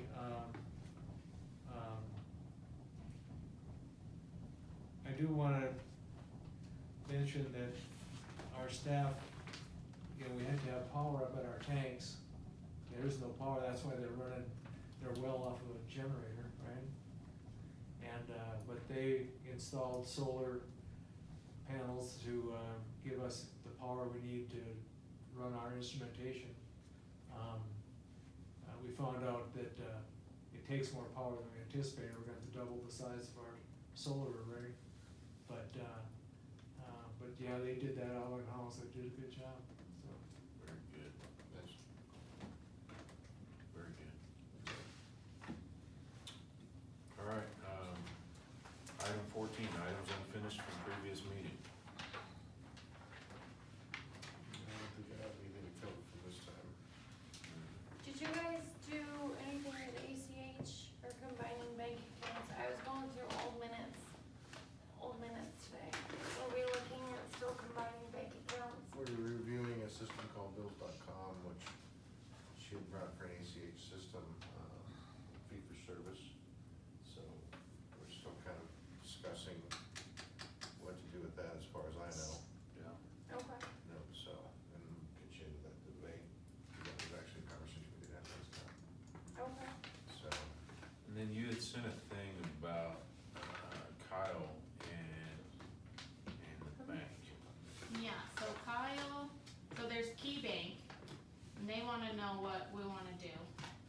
You guys were in on that meeting, they wanna know if you guys want them to present to the whole board. Yeah, but the meeting really only covered banking. It didn't cover what we were looking to do. Yeah, so it would be the banking, and when we did that, it would be the refinance of the bond, which is the option that Kyle brought forward, where we would continue our rate for 40 years or whatever, for the next 40 years, and we would get half of our prepayment penalty. and in prior meetings, we've had several discussions about what to do with the bond initiative based on, you know, they've moved down on their interest rate, which is great. But based on upcoming issues and forecasting for RO, so, Yeah, we're digging into some other pieces, so I don't know I do. if we need to speak to them right now. I mean, we're probably looking at, Well, the reason I didn't wanna bring them back right now is only because there's several steps that we need to put in place first. First being service plan. Yeah. That's gonna be a long process. Yeah, and I haven't given anybody any answers, so, what we can come back and say is that we are revisiting our service plan before we're gonna move forward We with need the anything. piece from them on the cost projections for this piece. Mhm. We need what we need to fix or amend from the service plan prior. Mhm. it's a lot of concerns. And I know too. Ted's working on service plan stuff too. Yeah, he's waiting for 2 more service plan copies. to have multiple samples to see how they want it. County commission is aware that we're gonna come to them with it, but it has to go through steps before it comes to the full commission, so. Be a long process. Yeah, the community needs some prep time to understand that, the future's coming, so. We're gonna need to put together this presentation on steroids. So this presentation, with what we're doing, with the RO leading into the ASR as an end result, as an end goal. The regulation piece of it. Also, we need to also put in there the other side of that. Well, we need a structure on banking, savings, and how to actually put that into a budget, and then put those guidelines, you know, with the service plan and. A lot of fleshing out of all this stuff before we bring this to the community table. Lines and timers and repairs. So, and we only have 5 to 7 years to do it. Which seems like forever, but it's not. This year's almost over already. It's a lot of money, and then on top of that, we're looking at inflation between now and then, and at current concrete and lumber prices and everything else. You know, which we hope to see come down, but I'm not seeing it right now. I'd like it to come down. I have a big old hole in the backyard that I went. So that's just kind of the landscape there, but I just wanted to put that out there, cause I know you brought it up a couple times in emails. And it's not that I don't, you know. No, that's fine, I just but need I just think, an answer to give yes, that. that's great, please. and eventually we would like to move forward, I believe, in that way. But there's other pieces that have to go in here before we come back to the table with them. Yeah, that's perfect, I'll let him know. Because right now, we don't even know what we're asking for. Yeah, To help pay for some of those things. alright. I put that on board follow-up. Does that That's work? fine, yeah, Okay. yeah, that's fine. Cause we're there anyway, we're on 15 board follow-up on Yeah. over items. And I don't think, did we have any other board follow-up on over items right now? No, Okay. nothing, I don't have anything, so anybody else does. All right, and then public comment regarding current board business not on the agenda. I'm not seeing It's a a whole lot light of crowd. Any emails? No. Smoke signals, hope the window. I would like to thank you all for attending tonight. You know, it's probably a good sign, I think maybe they're comfortable with everything that's going on in the district, you know, I would hope that we'd be not the latter, which is, they don't care, you know. Well, I mean, a lot of people are busy, it's summer, I mean, Sure. you see all the people out and about, camping, boating, out at the lakes, doing different stuff, so it's good to see everybody out doing normal stuff again. All right, we'll go to item 17, other business, I already covered that. Sports courts contract, you all, got a copy of this, and I guess individual responded. This was to change the 3-court setup with that draft, kind of layout of the park. I think everybody selected that, photo with the pickleball. That was a good recommendation, moving the pickleball court to the center. And we elected to go from 3 to 4. The initial estimate from Jed was 30,000, it would be an additional 30,000. The change order, puts into play an additional 40,000 to add that additional court, which is considerably less than what it would cost to add it later. So that brings the estimated construction cost for the entire project to 150,000 from 118, which doesn't, that math still doesn't add up. It's 32,000 and not 40,000. So maybe there's some contingency built in there. So there were a couple caveats in this change order. There were, the squeegee marks, do not represent a warranty item, on the court itself, which is pretty common with even the tennis courts. And then the other one was, they cannot guarantee against already existing dead spots, current drainage, or reoccurring cracks in the existing surface. In addition, they don't guarantee that the existing cracking will reappear, short or. But they're installing it, aren't they? Yeah. So I mean, why would they, you know, why would there be existing issues with a subsurface and weather conditions. Oh, gotcha. So, and I think anybody that's had concrete poured out here has seen it at least develop one crack like a week after they pour it. Or the same day, Yeah. Well, multiple. concrete is either cracked or it's gonna crack. Yeah. Only two types. So that was really the two caveats. So I would motion that we approve the change order, go to the fourth pickleball court right now. It was stated it's within the budget confines for the year. Second. Right, get a motion by me, a second by John. Anybody opposed? Or, I'm sorry, any further discussion? Further discussion? All right, all in favor? Aye. Aye. Any opposed? All right. This will be, if you can get this, Jed, this will be the wet signature version here. I have a quick question on other business, just something to entertain for future. So I'm looking at, I'm doing all this crazy stuff in my yard, so it just kind of popped into my head. You know, putting new air conditioner in, and so forth and so on. Colorado Springs Utilities gives up to a $250 rebate for putting in a new AC in your house. It's more efficient. You know, light bulbs, MBA does that, you know, Energy Star, so forth and so on. Do we have anything for water?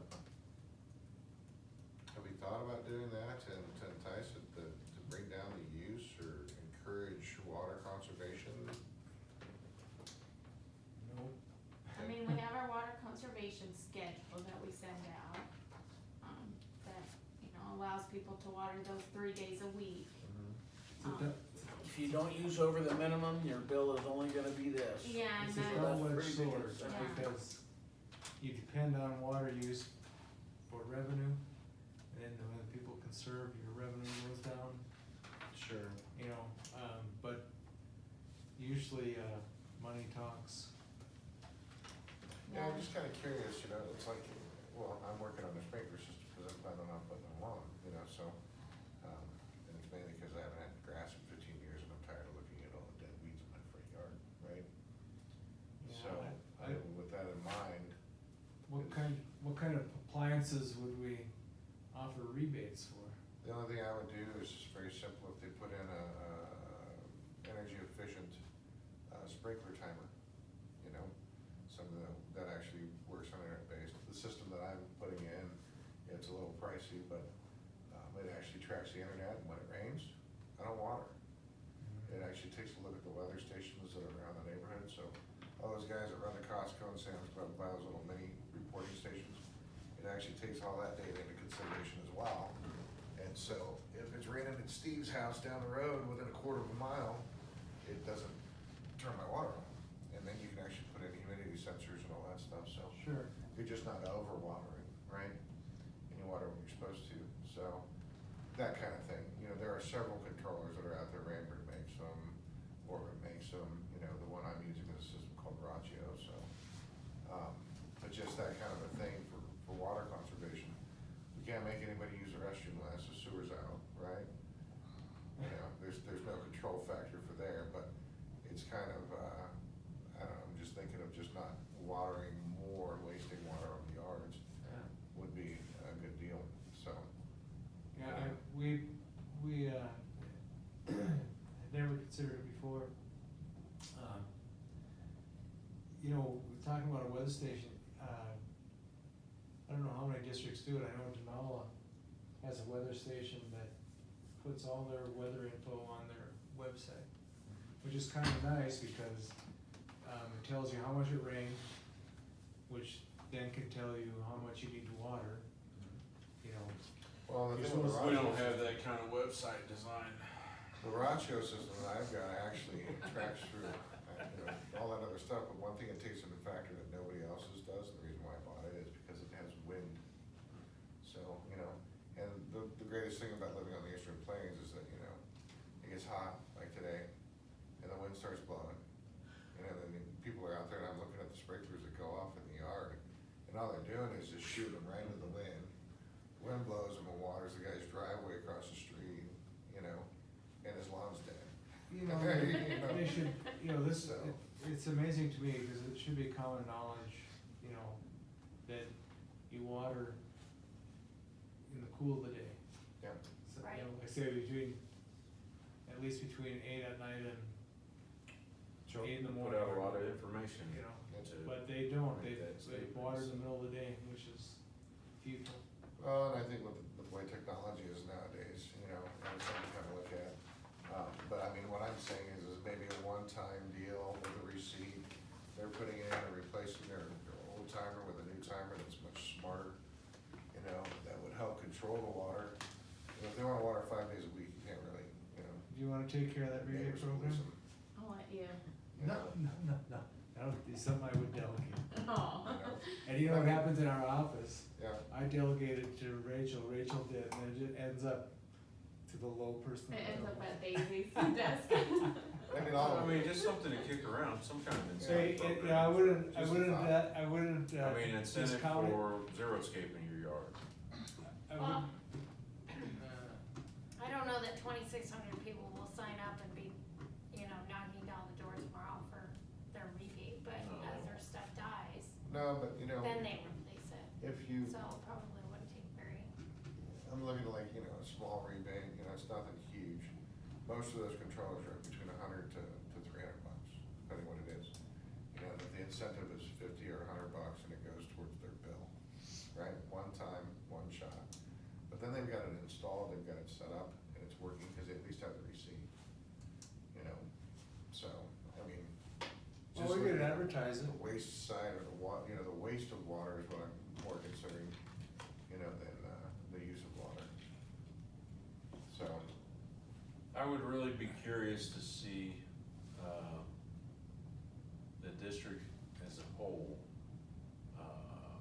how many people have zero-scaped yards? I have zero scaped front yard. I mean, when's the last That's time, zero-scaped. we've done any type of just a drone flight or something, just to encompass the district and kind of see the layout of the district as a whole? I don't know what's ever been done. yeah, it's insane. I mean, we just watched some video from just the plant itself, which puts it, you know, for instance, it makes it real for the people that actually see it. This is what's standing over there. Well, when we start talking about water usage and things and raising water rates and stuff, you know, having visuals like that saying, you know, look, here's the kind of water use that's going on throughout the summer. This is the kind of, stormwater runoff, things like that, you know, problem areas. Instead of just looking on the map, an actual real, Part of our replacement plan dealt with, the amount of trees and, you dealt with irrigated areas. We get LRFs, we get credits for irrigation. It all goes back into what we have to replace because of the under drains. So, I mean, there has been some work done on that. I'd have to revisit it, it's been a while since I've looked at it. But I know that it was part of the calculation for our replacement plan. if you wanna get water softeners out of the industry as well, as far as houses are concerned, and not get them replaced, you know, I would pay them for turning them in. I know, that's just, You that's, know, you're not telling them they can't have them, you just tell them, you know, here's the things that are bad about a water softener. you get a credit if you remove it. You know, and we'll give you a $50 credit, we'll Right. throw it away. You bring it to us, we'll toss it in the trash can for you. Very, very simple solution, and right? I've It's never kinda paid, like Springs Utilities, you know, giving out light bulbs, yeah, you know? I've It's never one of those paid things like- attention to like, Safeway and Walmart to see what kind of stock they keep of softener salt, they don't. don't they? Home Depot, Lowe's. Home Depot, Lowe's. So right now, most of them you gotta order. Huh, interesting. Amazon. Is that because it's in demand? Well, not so, well, I mean, so, just for instance, a lot in the Midwest have AC units that are 30, 40 years old. So, you know, in the Midwest, you don't replace that outside unit until you absolutely have to. You replace the A coils and everything inside the house and inside your HVAC system and leave the outside unit alone. So there's not a high demand for the new system itself, but for the replacement pieces, yes, for the egg coils and things like that that you replace inside. Those are what generally freeze up when it's low on low on Freon, and some of them they don't even use Freon anymore, so. Yeah, And, so I don't know. Can I bring up one more other business thing real quick? And you're kind of reaching your limit. I know I am. No, go ahead. On the website, job postings. I had to dig to find where the job postings were. Is there a way we can just put that on the front page so, you know, everybody sees job postings right away and don't have to look in that page? I keep seeing a lot on social media out here of people saying 16, 17-year-old kid needs a job, Yeah. and they don't wanna work fast food. And I'm like, well, I It's believe hard we're to- Yeah, hiring. right. Yeah, we can do that. Okay, that's all I got. Yep, they're helping me move rock in my We're yard. done? I think we're There done. you go. I'll make a motion to adjourn. Second. All right, motion by me, second by John. Any discussion? All right. All in favor of adjournment? Aye. Aye. Any opposed? No? We are adjourned. Good.